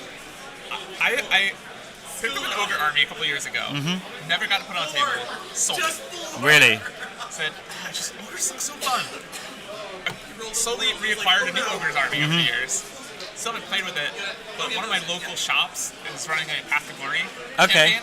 So it's like every month you do one game. Yeah. It's 500 points. Next month 700 Just keep points. building it up. I'm bringing out the ogres.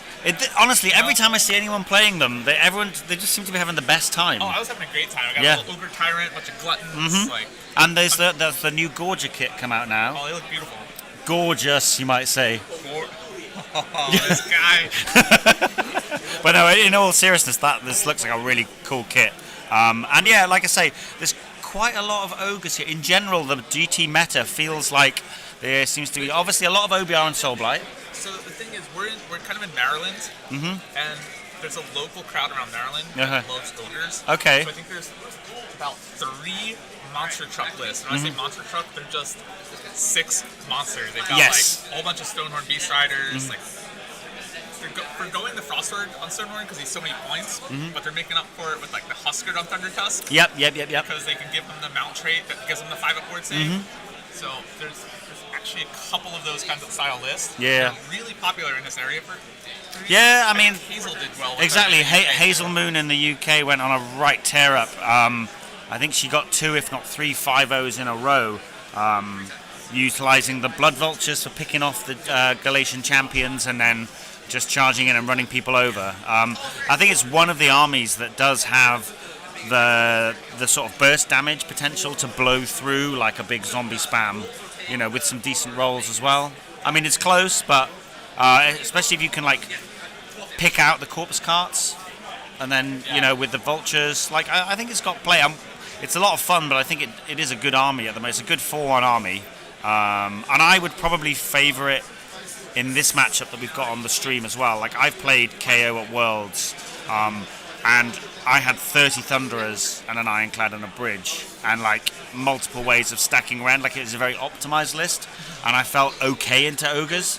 Whereas obviously outside of the special source that is Gotrek, then this Caradron Overlord's army, I don't think it really has enough damage to get through multiple Stonehorns in time. But there's also, I think, about 15 Seraphon lists here, and Seraphon pretty weak to just getting completely smashed and run over with a whole bunch of monster trucks right off the go. And one of those monster truck lists, I saw in VCP even wrote Dino Hunting. Nice. Yeah. He knows what he's doing. Oh yeah. I mean, the Starborn kind of castle build doesn't like it up 'em. So, and if you've got the speed, I mean, it was the same as with the Techless Castle Helon builds. Like they didn't like to be rushed. So yeah, I think it's a pretty hot time for Ogres. I mean, Jacob Berry in the chat there saying NashCon had 17 Ogre lists out of just under 110 players. So I mean, that's pretty good represent. It's a fast army to get on the table. It's fun to play. It likes to kind of glance over that hero phase. That's for wizards. Oh yeah. You just move unless you take a butcher. Like a butcher with molten entrails, I quite like. And because he's a Andorian Locust, you can get like Blizzard on him, and that's a narrative choice for a Beast Claw Raiders army, right? I just got a Grecius Goldtooth model for my Slaughtermaster. Oh, amazing! For my Path to Glory army. That's fantastic. I can't wait. There's nothing better than a guy sitting in a lounge chair, just eating a piece of meat. Yeah. I mean that's spirit animal. that's the ogre life, isn't it?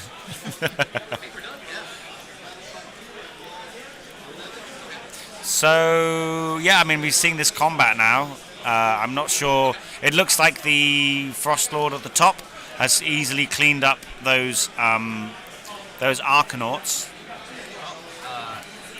Ooh, we got some rules questions here. Rules questions here. Calling over the legendary James O'Brien. Ooh, he's got a head judge with a limited edition ogre battle tome. Oof. Look, when you're head judge, you get all the free toys. Oh yeah, exactly. The Sam Morgan jersey from Team Australia. He's just flexing on the whole tournament, right? Yeah. He even has his family here. His wife and his daughter here too. He's just flexing, saying, "Look at his family. Look how cool they are." Tom Medgens in the chat. Shout out to Tom, who's the one of the head honcho of Worlds, putting it on again this year in Amsterdam. He's saying he's just heard a Vampire Lord Blizzard off and a gash on full wounds at this tournament. So that must have been Leo's game. Leo Brautanen is running the gash. He is running the gash. Just heard a Vampire. No, but he's playing. He is running. He's playing into Catacross. OBR. Looked pretty good for Leo actually. Leo is my guy and he's who I'm staying with here. And yeah, he's very keen to get a first round win in the bag because he's had some really tough first rounds recently. Last year I drew Gavin and he drew Chris Schelling. So I think that was going his way though. The Texas duo, and they took us both out. You mess with Texas. Yeah. You mess with the bull, you get the horns, right? So yeah, I'm not sure what the query is on the table. Maybe you'll find out. Yeah, that'd be a nice. See what's going on. Yeah.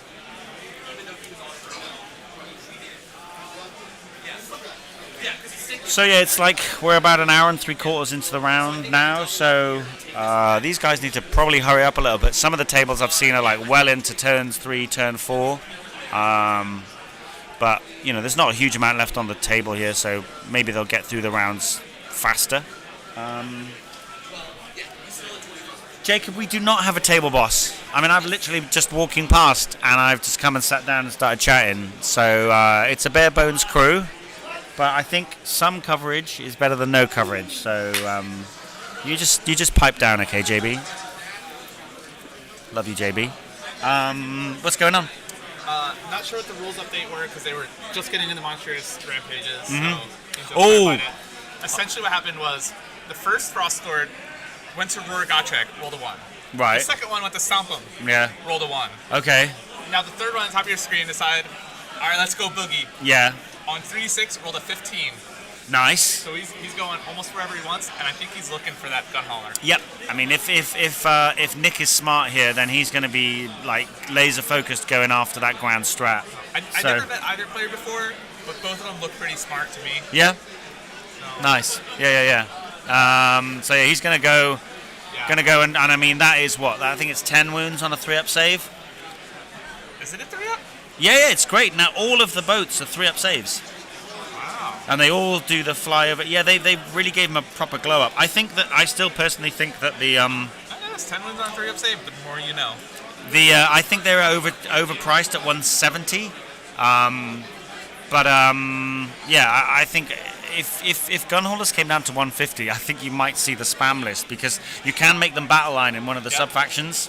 I've seen some people already do that. Yeah. The spam gun haulers. I haven't seen them with a lot of success doing it, but I've seen people who are really waiting for the day, and they are ready. They are ready with all of those gun haulers. They're just peeking out of that closet going, is it say today? Yeah. Can I run 10? Yeah, I think like 8 would be quite interesting with a clan and some other stuff. Maybe 8's too many. Anyway, I think we're seeing some people come to the TO desks now. I think there's some results coming in. Anthony Lawrence, who made it to the final yesterday in the Invitational. Every time I hear about this guy, everyone talks so highly of him. I think I would like to play against him. They were like... There's a reason he was in the final of the Invitational.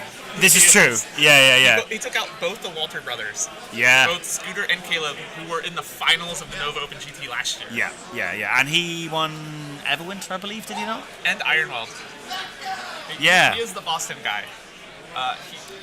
Would you disappeared from the scene for a while. Okay. He had a child. Okay. So decided to take some time. Hasn't really left Boston in quite a while. But was finally had the opportunity to head out this weekend. And crushing dreams. Yeah, I mean, Would you say he's the boss? Is he the boss of Boston? Probably, I would say he's the boss of Boston. Yeah. It's him and Sam Gould, who's another Team America veteran player. I played Sam at Summer Slaughter, didn't I? Absolute legend. Yeah, I love that guy. And Ironwell GT back in June ended up being those two for the final of that. Wow. Okay. So, those are the Boston Bullies. And Anthony took that one out then. Anthony took that one out. Both of them amazing players. Yeah, there's some real killers in the room this weekend, right? I mean, I think out of all... I mean, how many players do we have? Is it like 170 in the end? 160? About 165, I think. There's 150 playing right now. Tom Guan did have the option of taking the first round bye. Said, no, I'm playing zombies. Yeah, I saw Tom Guan drinking bourbon with Jacob Brandon at 8:45 this morning, giggling and waiting to put all his zombies on the tables. That guy is a vibe. So we'll have another 15 players joining us. So about 165, 166 players in this GT. Right. It's a big one. And how many would you say have got the potential to win? We're probably looking at maybe like 20 or so? 20 or so. Yeah. Yes. There's a lot of sluggers. Yeah, there's a lot of grinders, and I mean, anybody that was in the Invitational yesterday. Plus at least another 10 players probably on top of that, yeah? Like Gavin wasn't even in the Invitational. Yeah. And his first round opponent, Ollie, wasn't, who's the captain of Canada. Yeah, there's a lot of, there's big representation from Tough Crowd and other teams as well, so it's going to get spicy. So that's why it's nice to put some really beautiful armies on the stream early, because, once you get to those thirsty gamers later, the hobby standard can drop off a little bit. Probably not featuring any of the Invitational players today on stream. No, that's understandable. We'll likely see a lot of them end of tomorrow, definitely on Sunday. Yeah. My round one was great, Tom. I've been drinking coffee and chatting because I did indeed get a bye. Jacob Berry in the chat saying that Anthony Lawrence is the whole package. Innovative, list builder, super smart player, immensely fun guy, and he's cute and tiny. I don't know if I like him anymore because he sounds like he's like the perfect man. It is. I don't know what else to tell you. Oh, there he is again. Look at him. Yeah. Hey. He is the man, myth, legend. So yeah, it doesn't appear like it doesn't seem as though Gotrek's gone down or either of those Stonehorns. I still don't think that's a good fight. Because if one of those Stonehorns has got one wound, he can activate into that one, kill it, and then activate into the next one. Yeah. How do you feel about Gotrek? You ever played? I'm going to start saying Gotrek because I'm in America. Because you say Gotrek. So how? I'll say Gotrek then. Okay, sweet. Yeah. Nice. We've flipped. Ever played with him as a? Oh yes. Yeah. But I've only ever played with him in Sylvaneth. Okay, nice. He's great in Sylvaneth. I feel like he really fits what Sylvaneth is lacking, which is that just something to just sit on objective and say, yeah, come at me, I dare you. And Sylvaneth really lacks that. Yeah, he is great as well because he, as we've talked about, he creates like no-go zones, Yep. and that frees up room for the teleportations to work more effectively, and you can hide him in trees and stuff like that. So Yeah, so I've played him a couple times. It's just like little local events. I haven't taken him to any larger. and I don't know how many there are here this Like- weekend. How many Go Treks are there this weekend? I haven't. I don't have the count. No. I love just playing him and Alariel together. I don't know why. I just love playing with those two. I think Carl On from the Tough Crowd, he's got a Sylvaneth Go Trek list. Ah, yeah. Yeah. I think he might have finished his game because I've seen him around. See, maybe we get some updates on scores here for you if anybody's finished. You did a bunch. I forgot to plug it twice. I was just like, it was a lot of wins. Carlon did indeed win his first game. It is a Excellent. point differential here, so he did get a 13-7 on his win. We also have Mike Bartlett taking a win. Against Teresa from the Tough Crowd.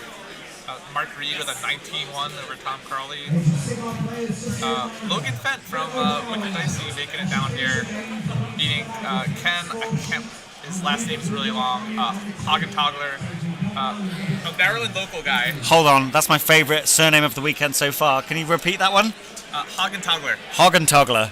Wow. I did play against Ken a couple weeks ago at an event in Maryland. Did he toggle his hog? He toggled me up pretty good. I was playing a Nurgle list for the first time in about a year. Completely Nice. forgot half my rules. And turns out if you just have 10 Nurgle Chaos Knights on the table, I can't do much about it. Yeah. So No. I was able to just eat them into me, and I can't do anything. All my Ren 1 and Mortal Wounds just don't do anything. No. Oh, look, there's a name we know and love. The Nuge. The Nuge taking a first round win over Hunter Massey. 17-3 with the Beast. That was into KO. I saw a big bunch of Bulgor and some Enlightened wrapping around a boat. So once a boat gets wrapped, as you've seen in this game, it's a bad time, right? Mark Mal taking a win over Tom Long. Tom Long did get best favorite opponent in the RTP yesterday. Excellent. Tom Long also notorious for not showing up to events. Oh, really? Yeah. So Is we're this surprised he's still here. is that Insomniac Painter, Tom? I think it is. Yeah. That's him. But he has no choice because he carpooled with the Walter brothers. So He doesn't have to ride out of here? He's stuck? He's stuck. He's got to play. playing. He's got to play his 5 games. Greg Brewer, who used to be an East Coast player, moved over to the West Coast, has come back to the East Coast to say, I still know what I'm doing, taking a win over Corey Wiggins. There's still a lot of games to come through, right? Chris Schelling, there he is, the Harambe hero, playing Gargants against... That's Nick. his happy place, right? It is his happy place. He is a Gargant. He's a man of very few words. I ran into this morning. I think I heard him kind of grumble and nod his head. Okay. That's about as much as you'll get out of him for a conversation. Nice. Alice Lorette from Goonhammer. Yep. She's taken a win. Against, I think she's Charlie an Monk. OBR player, right? OBR player. She's been playing OBR a long time. She's not a meta chaser with OBR. No. She played OBR when they were still bad. So. She's not like Big Tommy G then meta chasing with OBR, no? Oh yeah. And that's it for still a lot of games here. There are 75 games going on right now. Woo! There's a lot of Warhammer in this room, right? There's quite a lot. And we also have the narrative happening too back here. So quite a bit going on. Yeah, it's a really full room today. I mean, it was nice the smaller events that were happening yesterday, but it does really feel like the big AoS GT is kicked in now, right? And everyone's here to play.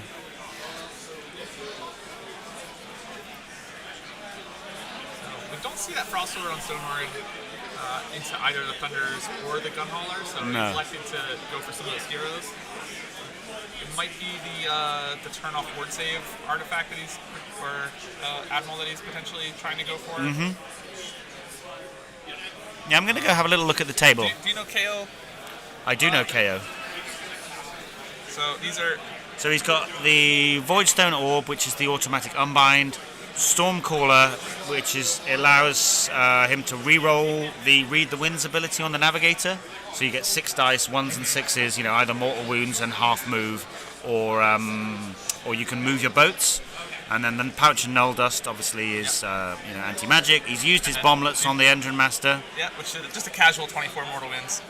That's, great value. That 90-point character, brilliant. And it's the Admiral, if I'm not mistaken, that can turn off a ward save in a shooting phase, right? Yeah, but you would need to have the Celestium Burst Grenade so he doesn't artifact. have So it. yeah, he doesn't have that. So those Stonehorns are always going to get their 5-up ward. I'm curious then why he elected to go into the heroes that were all the way up at the top then.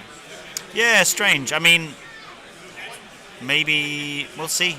I mean, maybe those bomblets have kind of like given him a bit of PTSD, and he wants to like clean up the heroes. Very interesting choice, but still quite a bit left in this game. And as long as Gotrek's on the table with 2 Frost Lords in him, that's Yeah, I mean we're anything can go. gonna be going into a pretty big prio, I think. I'm gonna go and have a little look at the table. Check out the models; they're amazing. They were even admiring each other's models. Really? Oh yeah.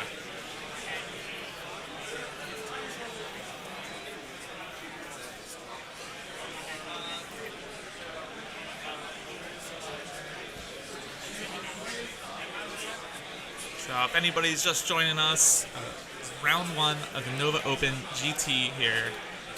8-round GT, round 1 right now. We'll have 2 more rounds of coverage today, 3 tomorrow, and then we'll wrap it up with semifinal and final on Sunday.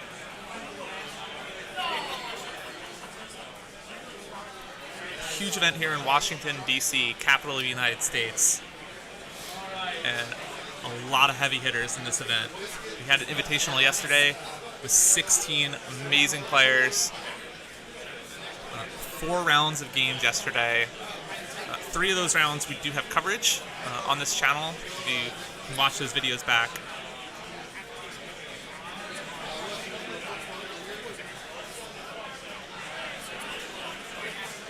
Yeah, both players are really surprised when those mortal wounds are coming out. Oscar initially rolled 20 in a row. Nick did his ward saves, failed, and Nick then said, keep rolling, I want to see how many mortal wounds you actually did. And he rolled another 4 mortal wounds. Okay. So both those players. So I've just heard Nick on the table has just gleefully confirmed Oscar has just gleefully confirmed to Nick that Gotrek hasn't swung yet, and he's going to be able to swing twice, and he's only taken 2 wounds so far. Have either of those cross swords activated into him yet? Yes. No, they both have. Yes.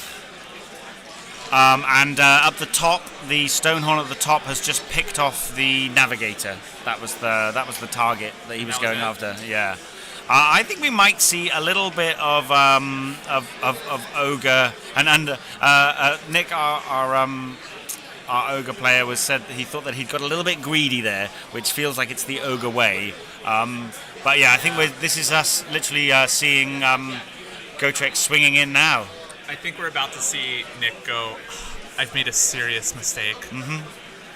Okay, so yeah, these are some ward saves, some 5-up wards. Okay, yep, there's one gone. And we could potentially see both of them drop, but I think the second one in here is the one with -1 to be wounded, so it might be a little bit more durable. Okay, yeah. Gotrek did only bring the other one down to 1 wound left after 2 activations in last round, so. Also, Gotrek is finest houred at this point as well. Oh. Yeah. So yeah, that's going to get round the -1 to wound quite nicely. So yeah, we've seen some wounds already put some on. damage coming out, but he still has to activate twice. So He probably split his attacks there as well, because if just to strip 1 wound off, he wouldn't have needed to put all 6. Is it 6 attacks he gets with the axe? 6 I think? attacks. Yeah. With full rerolls. And D6 mortal wounds in addition for 6. Yeah. Woo! Here's a vibe for 500 points. If That boy. Oscar wins priority, I think he could turn it around. He could turn it right around. And I mean, that means there's nothing left, because the only other models on the table would be the 2 Frost Sabers and that Icebrow Hunter all the way in the bottom of the screen. also don't forget that those Thunderers, which are just now piling into the Frosted at the top, they're going to have at least one of the Fumigators, which on a 2+ are going to do D3 mortals at the end. So like he can put some hurt onto that Frosted at the top. Yeah, maybe the greed of the Ogres might have actually been his downfall here. Yeah. You are absolutely right, though. That table is like, on some tables, it's where the hobby goes to die, and this is where the hobby is thriving, because the quality of the painting and the modeling there is like incredible, wow. isn't it? Yeah. I've just seen Oscar's got his whole display board and everything there as well. It's like These are 2 top contenders for best painted. yeah, without a doubt.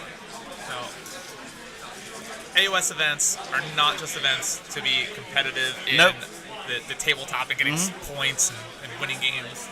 There's the hobby aspect as well. Yeah. And painting awards are abundant. And we've got the Renaissance Award, haven't we? Which is reflects gaming, like sportsmanship, painting, the whole package. I don't know about the narrative aspect. We got to work on that. Okay, yeah. I mean, I'm still learning what that word means, so you're gonna have to help me. I will at some point have one of the narrative TOs come over and talk Yeah. about what that Okay. means Good. for you. Yeah. Please do. One day I'll roll on.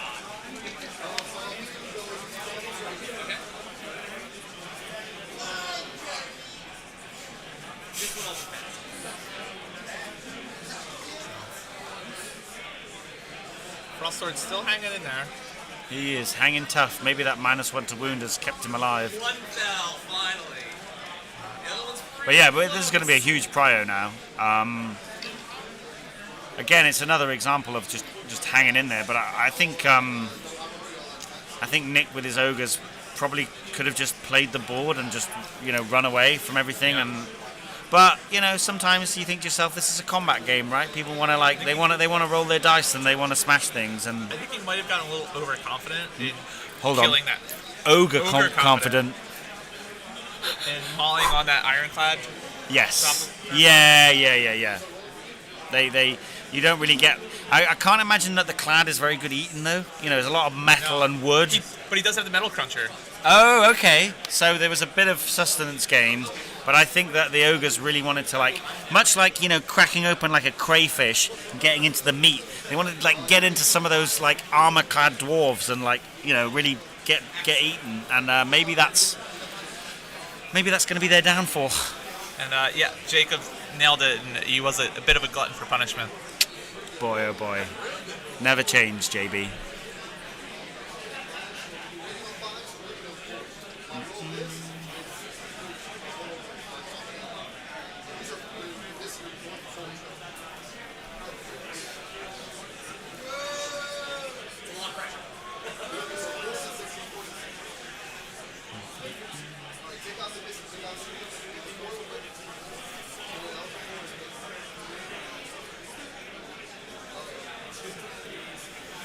So yeah, we are here streaming from the Nova Open GT in Washington, DC. It's a great time. It's a huge convention. There's all sorts of hobby and stuff going on. And then, there's a big 40K GT happening below us in another large part of the hotel. And then, here we've got about 160 players. Everyone's just having a really great time. We're here to play competitive Warhammer, but fundamentally we're just here to be with other like-minded people, rolling dice, having a good time, sharing their experiences in the game. This is great. I didn't expect that at all. JB, I would steep the tea for 5 minutes, and you need to agitate the tea bag to get a good cup of English breakfast tea. Little splash of milk, and you'll be golden. So we're coming into the later part of the round now. I'd imagine we're going to have quite a lot of results coming in thick and fast. There's probably at least 90% of the field still yet to finish their games. I would say probably my steer on the meta is that if you want to win this tournament, you're going to have to beat the prevalent threats in the meta. Ossiarch Bone Reapers, Soulblight Gravelords, specifically that Vikros zombie spam list that we saw Tom Guan take out the Invitational with. They just, a really excellent book, really excellent battle tactics and primary presence. I think Starborn, you've got to have a plan for Starborn. One of my fellow Tough Crowd members, Basil, is bringing the Incarnate Starborn, which is a horrible list. And Tio and Judge James O'Brien loves that list and is giving it the fist bump in the background. But that's a really dangerous list. But also for me personally, something that I don't see a great deal of in the UK meta is Slanesh, and there's some really good players and good Slanesh lists out there. Anthony Lawrence, who we saw in the final yesterday, with a real mixed arms kind of Slanesh list, but also you've got the Blissbarb, Spam, perhaps with Be'lakor. That's a really, really strong list. And then, like we mentioned earlier on the stream, like Ogres have got game. Ogres have got game into all those armies, I think. Maybe they might get stuck on the Soul Blight, but yeah. And then I'm here with myself and Noah and also the Nuge. We are running our Beasts of Chaos. I think they're a brilliant army, very tricksy.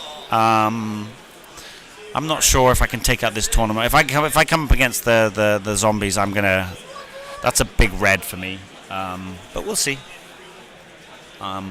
Everyone obviously wants to win, but I think fundamentally people are here to have a great time.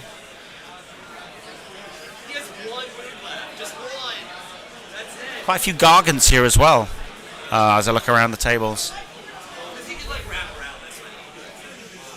Emma has left me to my own devices. I don't know if anyone's got any questions or anything. The guys are just getting into their turn 3. Here we go. Emma's back. How's it looking out there, girl? There's a lot of Warhammer. There is a lot of Warhammer, right? I was taking a peek at the Tom Oliver situation. Yep. Still looks like a very close game. Tom, obviously, just a lot of bodies on the table. Looked like he was able to pop some wolves back from the grave behind Oliver, take an objective.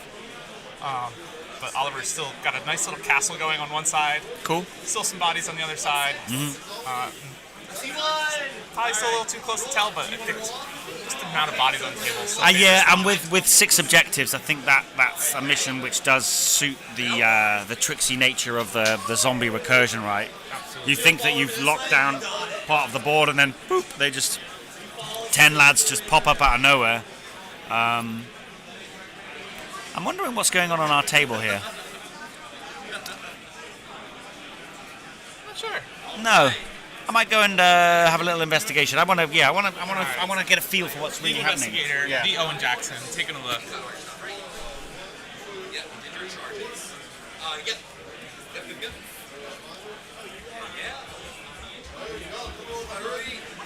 Still so many games going on here. To our left here of our stream table, we actually have Sergio from Tough Crowd running another zombie spam list, but facing off against Sons of Bahamut. Oh, so close now.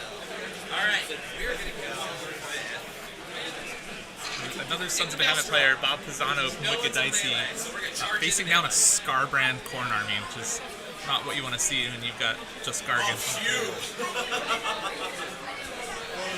Bob Pisano, the legend from Boston, running the most simplified list I've ever seen, just taking one war scroll and saying, I'm bringing 4 Gatebreakers. Just the most destruction list ever. Still, maybe one too many war scrolls, but I think one's the minimum.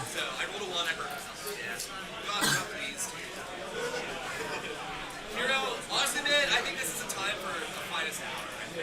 Undrawn. Let's just do it. So, yeah, let's do it over here. Or, oh no, I don't want to do that because I don't We'll have want a to score update for the table soon. So, Not good to see what the Ogre battle tactic was let's just do it. for bottom of 2, but it does look like that Oscar won priority and is able to keep on this. He's picked boots on the ground, so he's picked 3 friendly units embarked in Sky Vessels.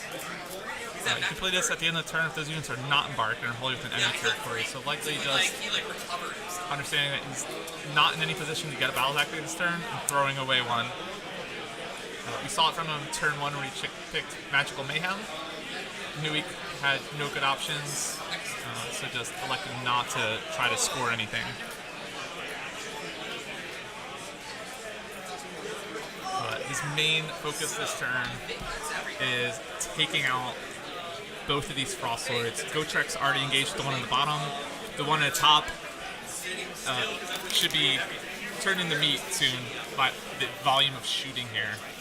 Yeah, so what we're seeing is Oscar has burnt a battle tactic. He can't do a battle tactic this turn. So he's chosen boots on the ground just as one because he doesn't want to use one that he could potentially score later.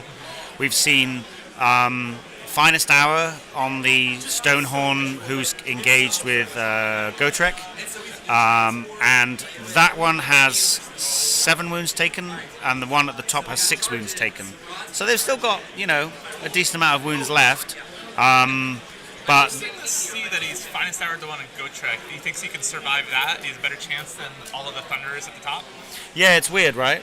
I think that he may have already Finest Houred the one at the top to push damage, he was saying. So, yeah, we're not going to see a battle tactic come out of Oscar here, but I think that if he gets some good rolls, then he can basically clean up both those. We've got an Icebrow Hunter right down the bottom, and then just a couple of Frost Sabers, but that's it for the Ogre army then. Yeah, I think if he's able to clean up both these Frost Lords, his turn 4 and 5 will be smooth sailing. Yep. The only problem is Nick still owns all 3 of the objectives on that side of the table. Yeah. I mean, that Gunhauler is super clutch at this stage, right? It's like, it's going to get him his grand strat. Just moving it, and instead of trying to teleport it to that objective more on the right side, knowing that then the following turn he could just run his Thunderers over to take that left side objective, and then move the Gunhauler. The issue was the Gunhauler was tagged with the Frostlord, so he so it's a can't. retreat. Yeah, so he's done is he's spent a CP to So disengage. So he's going to be able to retreat and shoot, but then he was still limited by the 12-inch flying fly move. high. Yeah, so no fly high. Whereas fly high, what's quite nice with the KO army as well is that even without any heroes on board, the boats can issue Iron Sky commands to themselves. So he's going to be able to issue a fly high even with no hero in range later in the game. So that can be a real solo operator. Do you know what Nick scored for his battle tactic on turn 2?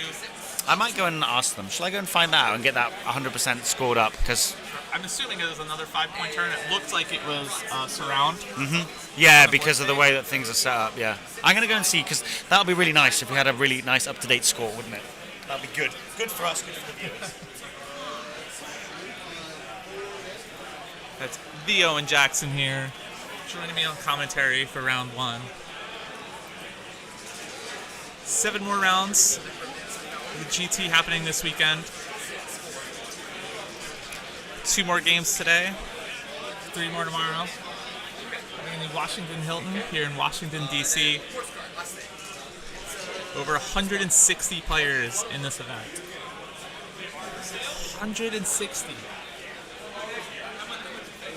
Now I make you take out another die. Super annoying.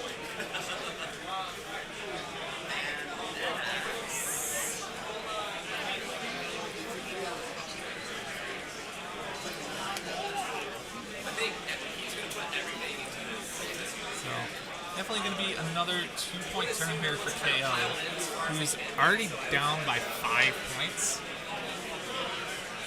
Ogres already going to be minimum 2 points in their turn. Once if Gotrek can pile in, tag that objective on the bottom there.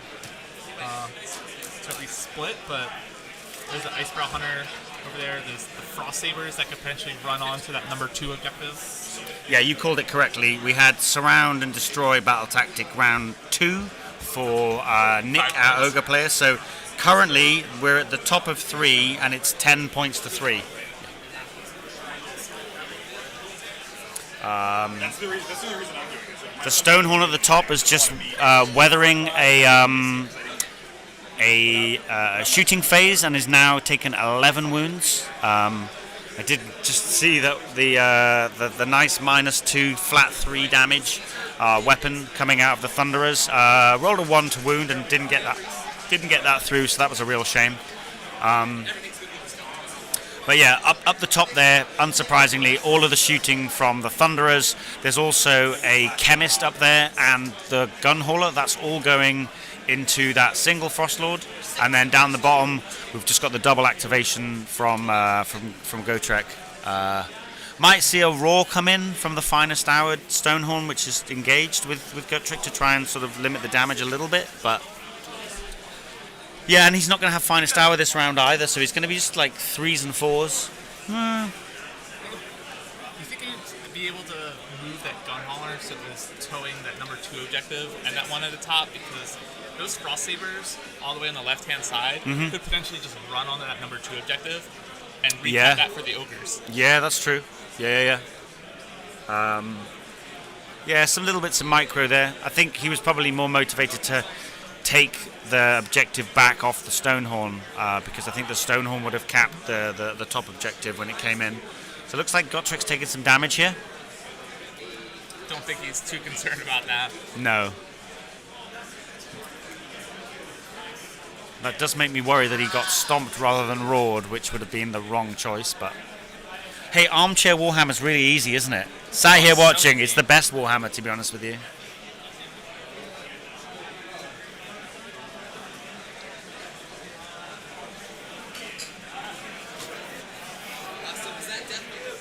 You also don't have to worry ever about losing a game when you're just playing Armchair. Yeah.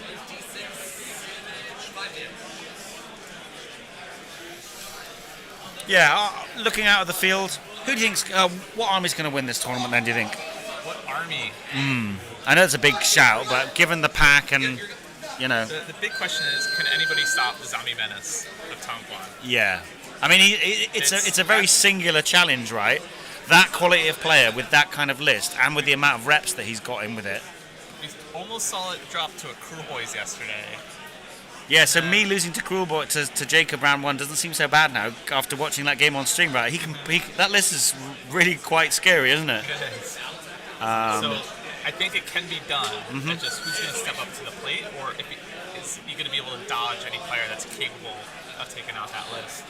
One of the Gavin's huge player, and he's rocking OBR, very strong army at the time. Yeah. Caleb, wonderful player, was able to win it last year. I've just seen him arrive in the room, and I wouldn't be surprised to see Anthony Trentinelli to do well this weekend. He's playing his Flesh Eaters. He's playing Flesh Eater Courts. I don't think we've seen him with the 5-0 with it in this GHB. I think he 5-0'd with it in the last GHB. Yeah, but I think he might have had the crutch of the Cron Spine in that list, whereas this is a pure Flesh Eater Court, so yeah, that'd be see if he's able to make it work. If anyone can, he can, and it's got a lot of speed, which I really like, and decent summons. I think squeezing possibly one of the last big GTs out of that book before we see the new Flesh Eaters book come in. So exciting to see that. So as a player, Anthony Trentinelli is always kind of in my top 8 to watch out for. Yeah. I just don't know if he's got enough power in his army to be able to compete with some of these. There's so many great players here with so many strong lists. You need to have both, right? Like, player skill won't get you... Because I believe that he lost against Tom at NashCon, which was Flesh Eaters, into the zombies, so... And I think he took a draw against Noah at Summer Slaughter into a Legion of Night list. Yeah. Which is going to be my next army, by the way. I think Anthony is definitely piloting Flesh Eater Courts above where we normally see it. Yeah. Much like what Jacob was doing yesterday with the Cruel Boys, right? You know, just there push. might be a ceiling. And he might be about to hit his head.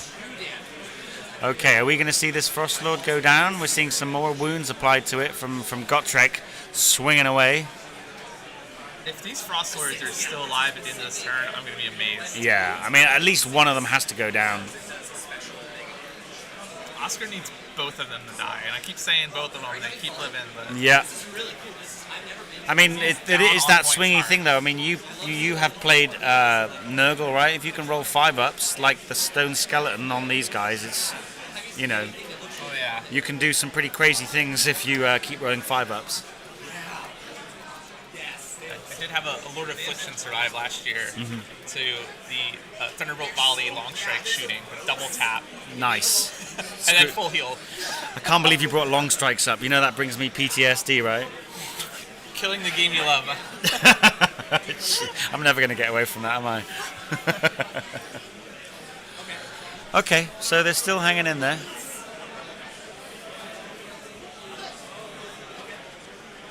We're into the combat phase for sure, so that's Stonehorn at the top, still holding in. I would be confident to swing with Gotrek second, right? Yeah, absolutely.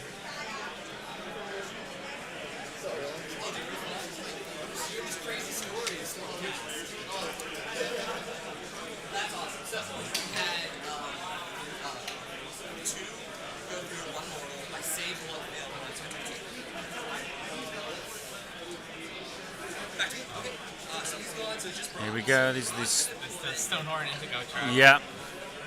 Big attack into zombies. And Feels like he's hanging tough there, big attack. which is not a surprise. Gotrek is part of a tough crowd, you could say. Ho! Does he swing for the second time immediately, or does he swing at the end? End of the combat phase, yeah. So I did play against a Gotrek player a few months ago, and was able to, with where I pulled models from, with my zombies and my pile-ins, play around with it, where he kept swinging with Gotrek first, and I was able to pull bodies. Yes, and yeah. Deny the pull out of second. three Yeah, and nice. Limit that, so. That is a I think way to after get around that, it. Yeah. That player has gone on to win a couple more games now. Yeah. Realizes that, if Gotrek isn't in threat of dying or so, you could Put him in range of a couple of units. Yeah. Make sure he swings like second. Make sure that one of those units is activated first, so that way he can swing into something else. Yes. And still guarantee that he is within three of something at the end. That's the kind of micro that really maximizes, those kind of key pieces. Because not getting a second swing out of him is pretty massive, right? When you've got a 500-point piece on the table that only really does anything in the combat phase, you're getting not all the value from your investment there. 4-inch move, and he's taking up 480 points to your list. So you need to get every ounce of his swing as you can. And So here we go. We've got the Thunderers at the top now. here we go. Now they don't really do a great deal in combat, but they only need to strip a couple of wounds off that Frostlord at the top there, and then we're going to have the Fumigator potentially to pick him off at the last.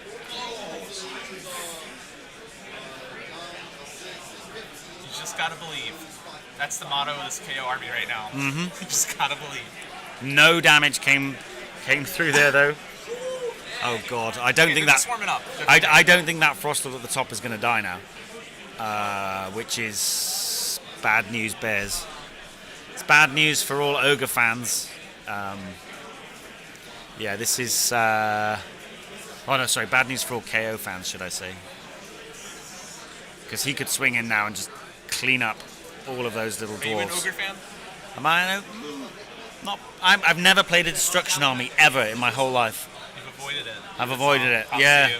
I mean, I think if I was gonna play any Destruction Army, just as a kind of pick up and go, then it probably would be Ogres. They do seem a hell of a lot of fun.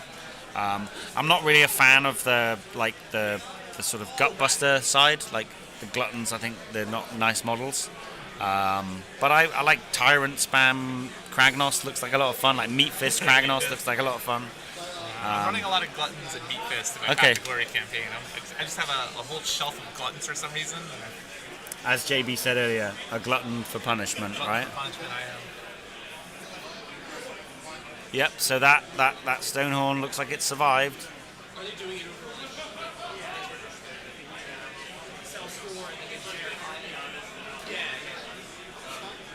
And then this is Gotrek going again. Pretty sure. No, this is one of the Stonehorns swinging right now. Oh, okay, my bad.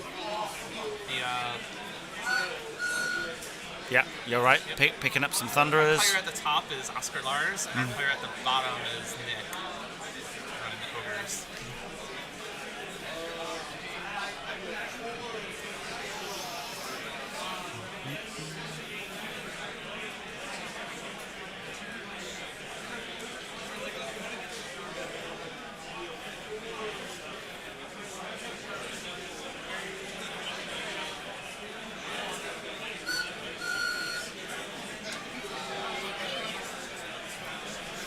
Just gonna have a little look at the rest of the field while this more Thunderers coming. Ooh, oh yeah, wow. There's not many left. I think even the Admiral got scooped up there too.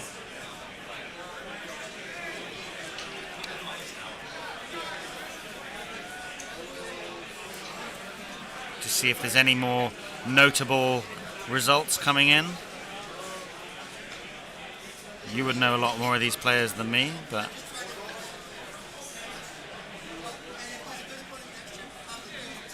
still a lot of games in the mix, right? A lot of games Still a lot. to be completed. Oh, here we go. Michael Rausch, who played. He is also like Tom Guan, even though he was in the Invitational. I spoke to him earlier, actually. He said, well, I lost my first game, and I came here to play Warhammer, so I'm going to play the first round. Which made me feel bad, because I was happy to take the win this morning. But yeah, a real OBR stan, loves his Bone Reapers.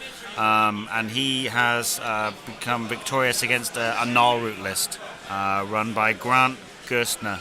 So, a win there for Swaggy. Chris Schelling got the win.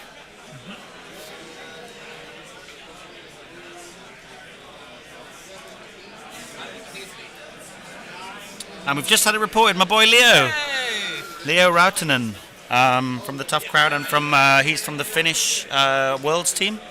He won. He's got Nagash in Legion of Night with 2 Vampire Lords. Man. Yeah, he is a bad man. He got a win there against Walter Brock with OBR. And in Legion of Night, there's that artifact that you get +2 to casting, so Nagash can be on a +5. He doesn't benefit from that. He doesn't benefit. No, because he's not Legion of Night keyword. Yeah. What it does allow you to do though is because you can't move, you can still teleport. You can teleport and then Blizzard. +2. And then the heroic action allows you to teleport back again in your opponent's turn. So you have a 0 risk Blizzard wizard who can just bop around, lighten things up. So that stone skeleton on the stream game we're looking at, boy oh boy, that has it's standing firm, right? Hold on, is there a Gotrek shaped hole? I'm gonna go and have a look at the table. A whole track. It's like the second activation coming out here.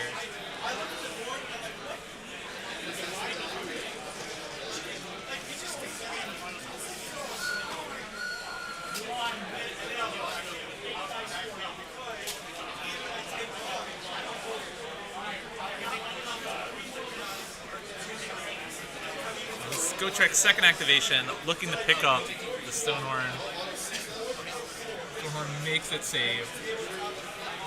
Gotrek with a big whiff here.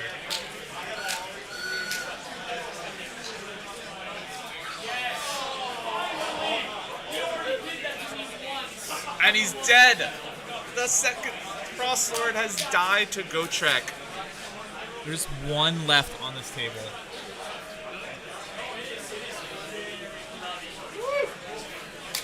Wow. He only just got him there.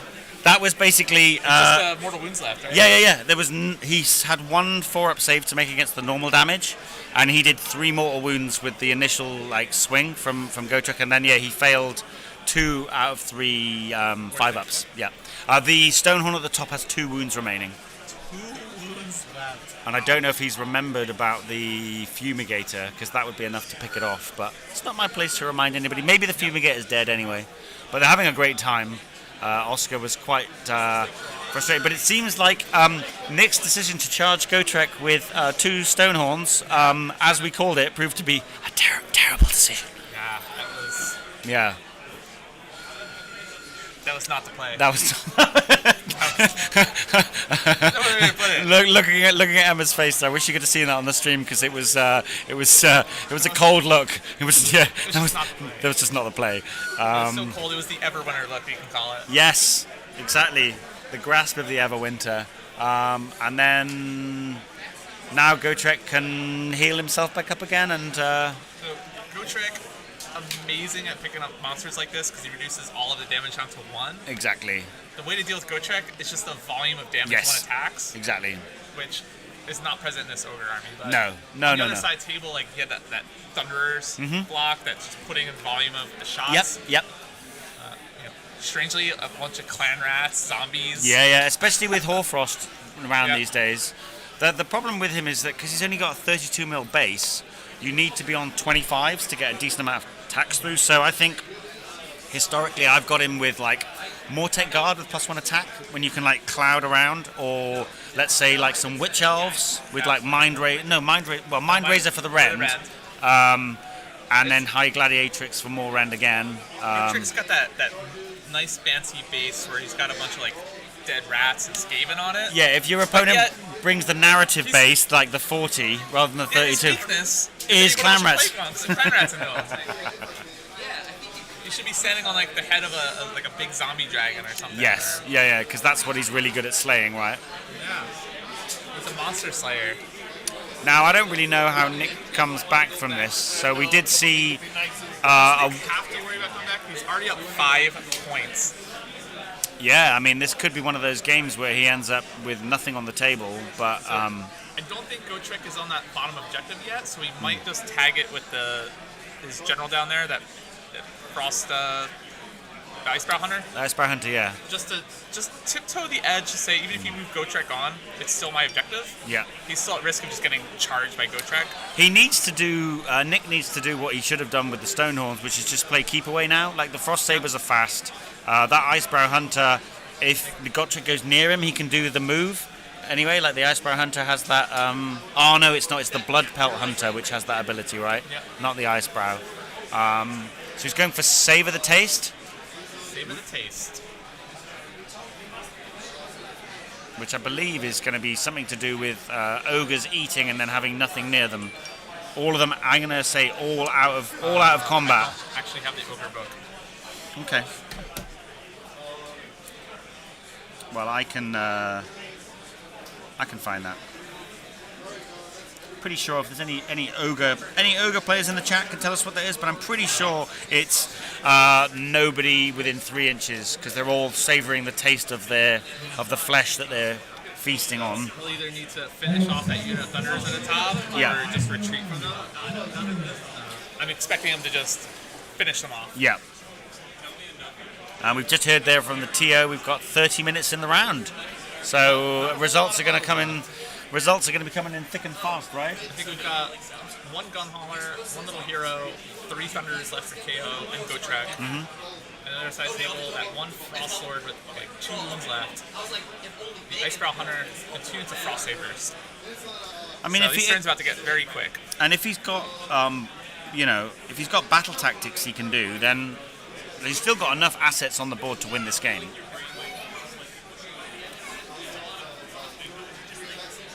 if he runs the Admiral, I think it's the Admiral that's still left up there. If he starts running that across the board, he could set up to get the surround off on a later turn, potentially turn 5. He does have 3 units, although Thunders might be dead after this. You complete this tactic at the end of your turn if every ogre unit on the battlefield is hungry, He's hungry, so and that's out of combat, right? Yep. Or out of over 3 inches away. Okay, nice.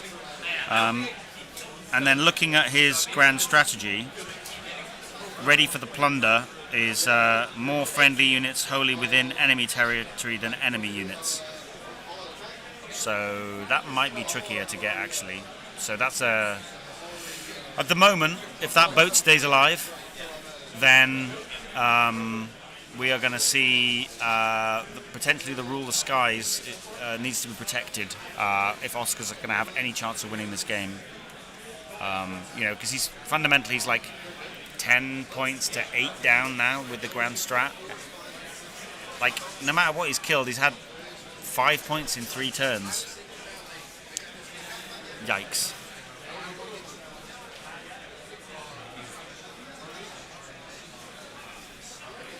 but there's still a chance. You're just saying there's a chance. Yeah, we're only on turn 3, right? These guys have got to... I mean, they should have some pretty fast turns now. I think we really needed, though, that Gun Hauler to be towing that number 2 objective, because if Oscar wins, he's able to move those Frost Sabers up to tag it. He doesn't really have anything left on there. And then eventually fly high to the other side and start picking up those objectives. There's nothing over there to stop the Gun Hauler. Yeah, if I was Nick, I would have been moving what few units I have, moving them onto objectives and sitting on that 3-inch line so that the boat can't just fly over and sit on objectives, whereas I'm not sure if that's happened. Gotrek taking a bit of damage there. I mean, I think he just recovered. Oh, of course. God. Yeah, heroic recovery on Gotrek is like such value town, isn't it? Like every single wound that he gets back is just like, oh, disgusting.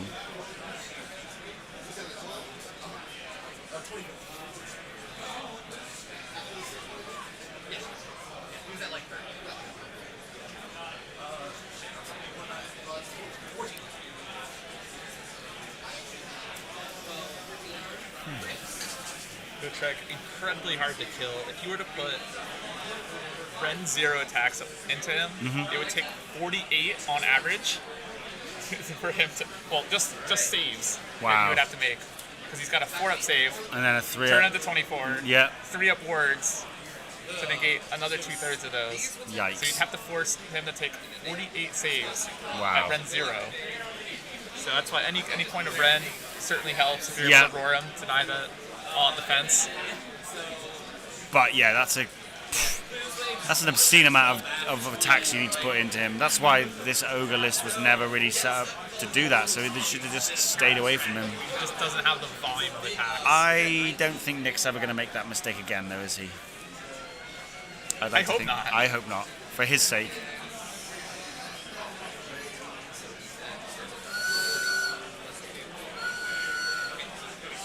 So we'll see who ends up higher in the painting awards. See if the loser of this gets their revenge on Hobby. Yeah. I mean, if anyone's going to take it off Oscar, I would be surprised because, boy, it's really, really stunning. It makes like my army look like it's been painted in like old VHS, while his is like HD 1080p. It's just so crisp. Is it better than the old Corey method of the finger paint? Somewhat, yeah. Somewhat? Yeah. It's kind of several grades higher, I would say.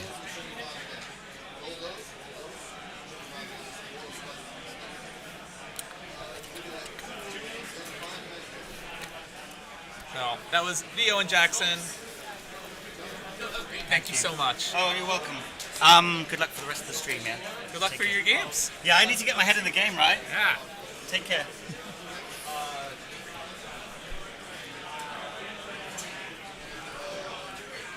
So we're currently in bottom of 3. Not much time left in this round. I think most of our games this round have wrapped up. And then after this game, we will be taking a break before coming back for round 2. Yeah, you just go against monsters. You get to you roll 2 dice with damage with 9, so it's a little better against like big things.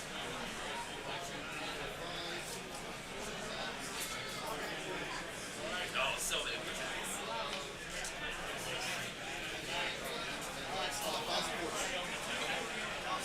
So our schedule today, we will have about an hour break for lunch after round 1. So we will be picking up round 2 coverage at 1 o'clock Eastern time. We'll also be back at 5:30 Eastern time for round 3 coverage. These are 3-hour rounds. And then that will conclude our day today.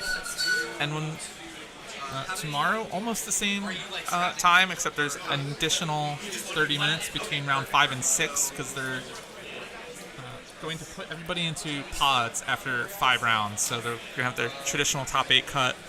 All remaining players will be put into 8-player pods of similar result opponents. So if you happen to go 0-5 today and tomorrow, don't have to worry because for the last 3 games, you'll be put in groups of 7 other players who potentially only won a single game or didn't win any. And there's awards for each pod champion. So each of these 8-player pods having essentially their own RTT of 3 rounds, only playing other opponents within their pod for those 3 games.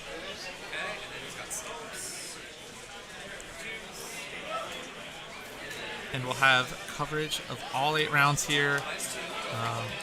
Kind of holding off on putting some of those invitational players we had on yesterday on stream until later on. So we're going to have quite a mix of opponents today.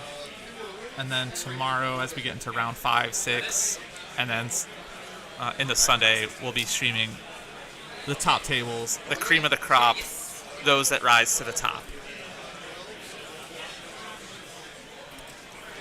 7 and 8, we're absolutely going to be having one of our semifinals on.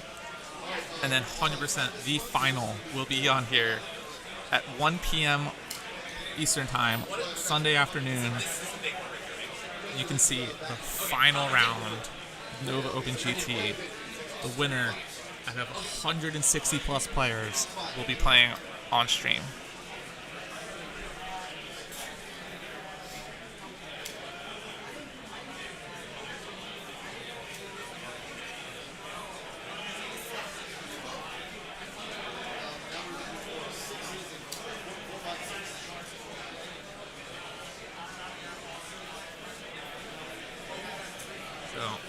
KO with the priority win, choosing State Claim for their battle tactic. Down by 10 points right now. Makes a 9-inch charge with Gotrek. But problem is, if he makes his charge, he gives up the objective. So Oscar taking deep thought, is it worth it to charge off of this objective? Because he comes off of it, he's only going to score 4 points. And he needs that objective to Gotrek's on to get hold 1, hold 2, hold more.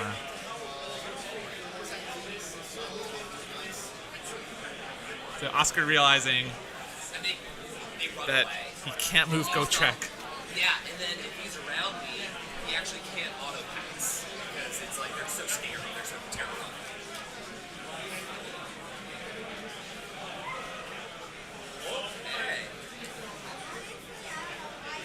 Also realizing that he ran the Thunderers, so he took D3 mortal wounds, so another Thunderer has died. Did you score yourself up? I think we're going to have to start seeing rallies come out in those Thunderers. He needs to get more bodies on the table. There's still the unit of Frost Sabers that Nick has positioned all the way on the left-hand side that are easily going to be able to walk on that number 2 objective. Nick already controls the one at the bottom right-hand side. Those 2 objectives over there are the Ogre players. So Nick already had quite high points. We're getting a 5-point turn here from KO. So score going in the bottom of 4 is 15 to 10 in the Ogre's favor. Ogre's already scoring a minimum of 2 points this turn for hold 1, hold 2. Don't see a path to him getting hold more because Gotrek is on that bottom objective, so the Icebrow Hunter can't just walk onto it. The Frost Sabers on the left-hand side will easily be able to walk on that number 2. However, it's only going to get him half the objectives and will not get him hold more. So curious to see if he moves the Frost Sabers up to toe the objective or not. The advantage of them being so deep in the woods is KO cannot see them that deep because that is the Wild Woods, but he is choosing to move them up to tag the objective to reclaim it as his. So we'll likely then see Oscar then having to run over there potentially. The announcement here, 15 minutes left in the round. I think these last few turns are going to go very, very quick. I'm not sure what the battle tactic is here for Ogres. That might be the deciding factor if they're able to even obtain one. This game could come down to Grand Strat. Oscar just needs to keep his Gun Hauler alive, which at this point there's nothing that can kill it. And then Nick, on the other hand, needs to have more units in his opponent's territory, which is going to be rough because there is that Gotrek up there. Potentially kill one of these units, and you can always bring the Gun Hauler back turn 5 to deny the Grand Strat. So already 3 points in the bag for Oscar, potentially able to deny some points at the end for Nick. Nick going to be at minimum 17 points after this turn and have a 7-point lead, positioning the Frost Sabers up into the woods on the right, knowing that Gun Hauler is going to be coming down to tag those 2 objectives. What I've liked to see is the Gun Hauler to potentially move to a spot where it's towing on to 2 objectives here. So if you're on 2 objectives, you do have to pick which one you control that turn. But that could have potentially meant that he could move on to that, fly high onto that 3 objective on the right, and to that top objective there, and then claim the 3 one, so that way that's his, and he can't just move Frost Sabers onto it, and then next turn choose to claim that top objective, and potentially shoot off those Frost Sabers. We're into the Ogre turn. I'm going to see if there's any battle tactics even left, and we'll have an update. Trying to win objectives. Yeah, through the cunning. Yeah, but also cunning. Hey, what's up? Not too bad. Did lose, but it was super fun. Giants. That's the important thing. Having the phone. Oh my god, yeah. We had some good moments. They're pretty impressive. Yeah, if you didn't have like all the summoning junk, and I might keep you in the army, like that's like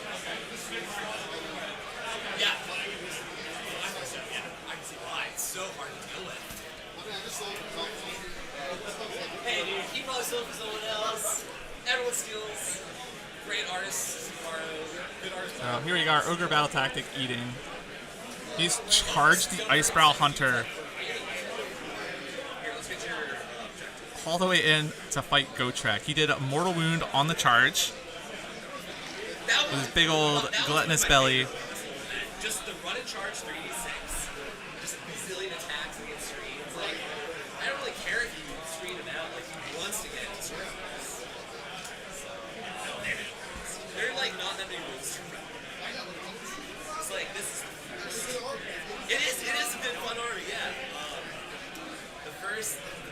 This is my first And he AoS will achieve his battle tactic here, which is eat your fill. So you complete this battle tactic at the start of the combat phase. If every ogre unit on the battlefield is eating, Pittsburgh. Yeah. so that Icebrow Hunter making the charge in, getting his fill. He's got hold 1, hold 2, hold more, and his battle tactic. It's different than competitive. No, it doesn't have hold more because Gotrek does kill the Icebrow Hunter. So he's got hold 1, hold 2. Because they each own 3 objectives. Does get his battle tactic for 4 points that round. So it is 19 to 10. KO absolutely needs to win priority here to be able to claim all of these objectives off his opponent. I think if ogres win priority here, they just win the game because then the points become insurmountable. So massive priority roll here coming off. If Oscar can win the priority, he has a chance at winning the game. Otherwise, ogres are gonna walk away with it. It's not really impressive in terms of like killing you. You just control the board and you can't die. In 40K, it's just like you just show up and you just blow it off the board because you don't have the tools to participate. Right. So it's just not gonna last. I would love to do the narrative. I think I think I'm gonna do that next year. I think I might drop the GT in the narrative next year. I'm doing. I love the doubles event. That was a blast. So Oscar, with a power move, went to right in his battle tactic as Surround Destroy, realized we need to roll priority, and then decided to win priority. So Oscar, with his power move, choosing Surround Destroy, he's able to run Gotrek over, potentially score that battle tactic. I wish there was a better choice for his battle tactic here, because he needs to prevent ogres from scoring points, and if he doesn't deal with those Frost Sabers or get onto his other objectives, then Nick's going to be able to just score hold 1, potentially hold 2, and take the win here. And it looks like Oscar's just going for his battle tactics, which likely will mean he's winning the game here. The fly high. So he still only controls 3 of these objectives. So he's going for a 4-point turn. We'll get his grand strat. And I think we'll have KO finish up with 17 points. Ogre's already at 19 points and still have bottom of 5 to go. Because I get so burnt out doing this. Now I'm like really tired.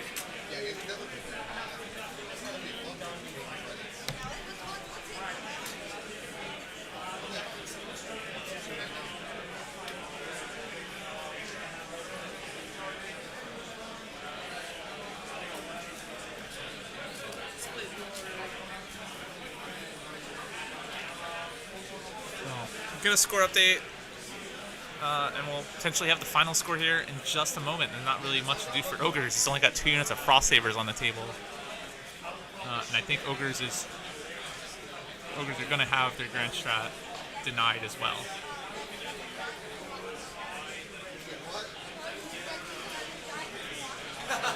There are probably a bunch of squishy bodies on the ground. I think a lot of zombies did perish. Went through a bunch of bodies.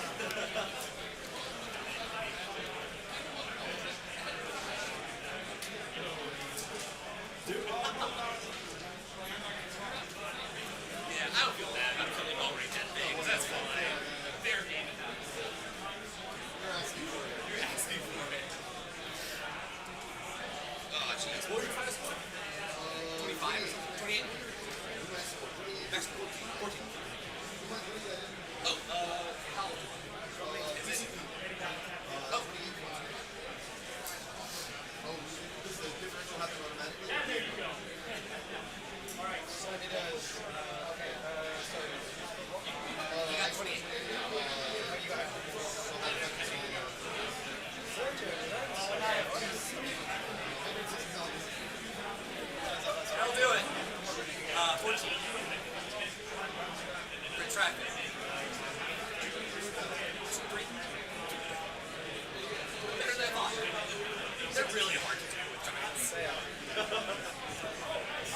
that was super class. I appreciate it. I wish you the best of luck for the rest of the day. Yeah, it looks like a easy game. Oh, no, what? Ooh, can I find this Caleb?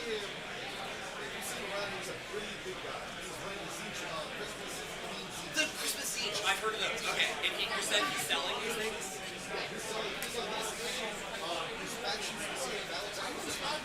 Final score 16 to 21. The Ogres take it after almost getting tabled right there in the end. That is your final score. Both players super excited. Oscar losing by 5 points, but just smiles on his face, handshakes. These players are having so much fun. Oscar said that was one hell of a way to start this tournament. He had a blast. He did some blasting, and just a ton of fun. We'll have round 2 coverage back here in about an hour at 1 p.m. Eastern. We're going to take about an hour lunch break here, and hope to see you back then for some more Warhammer Age of Sigmar round 2 coverage coming up. 8-round GT here, over 160 players. So hope you're all enjoying, and we'll be back in about 1 hour. Cheers.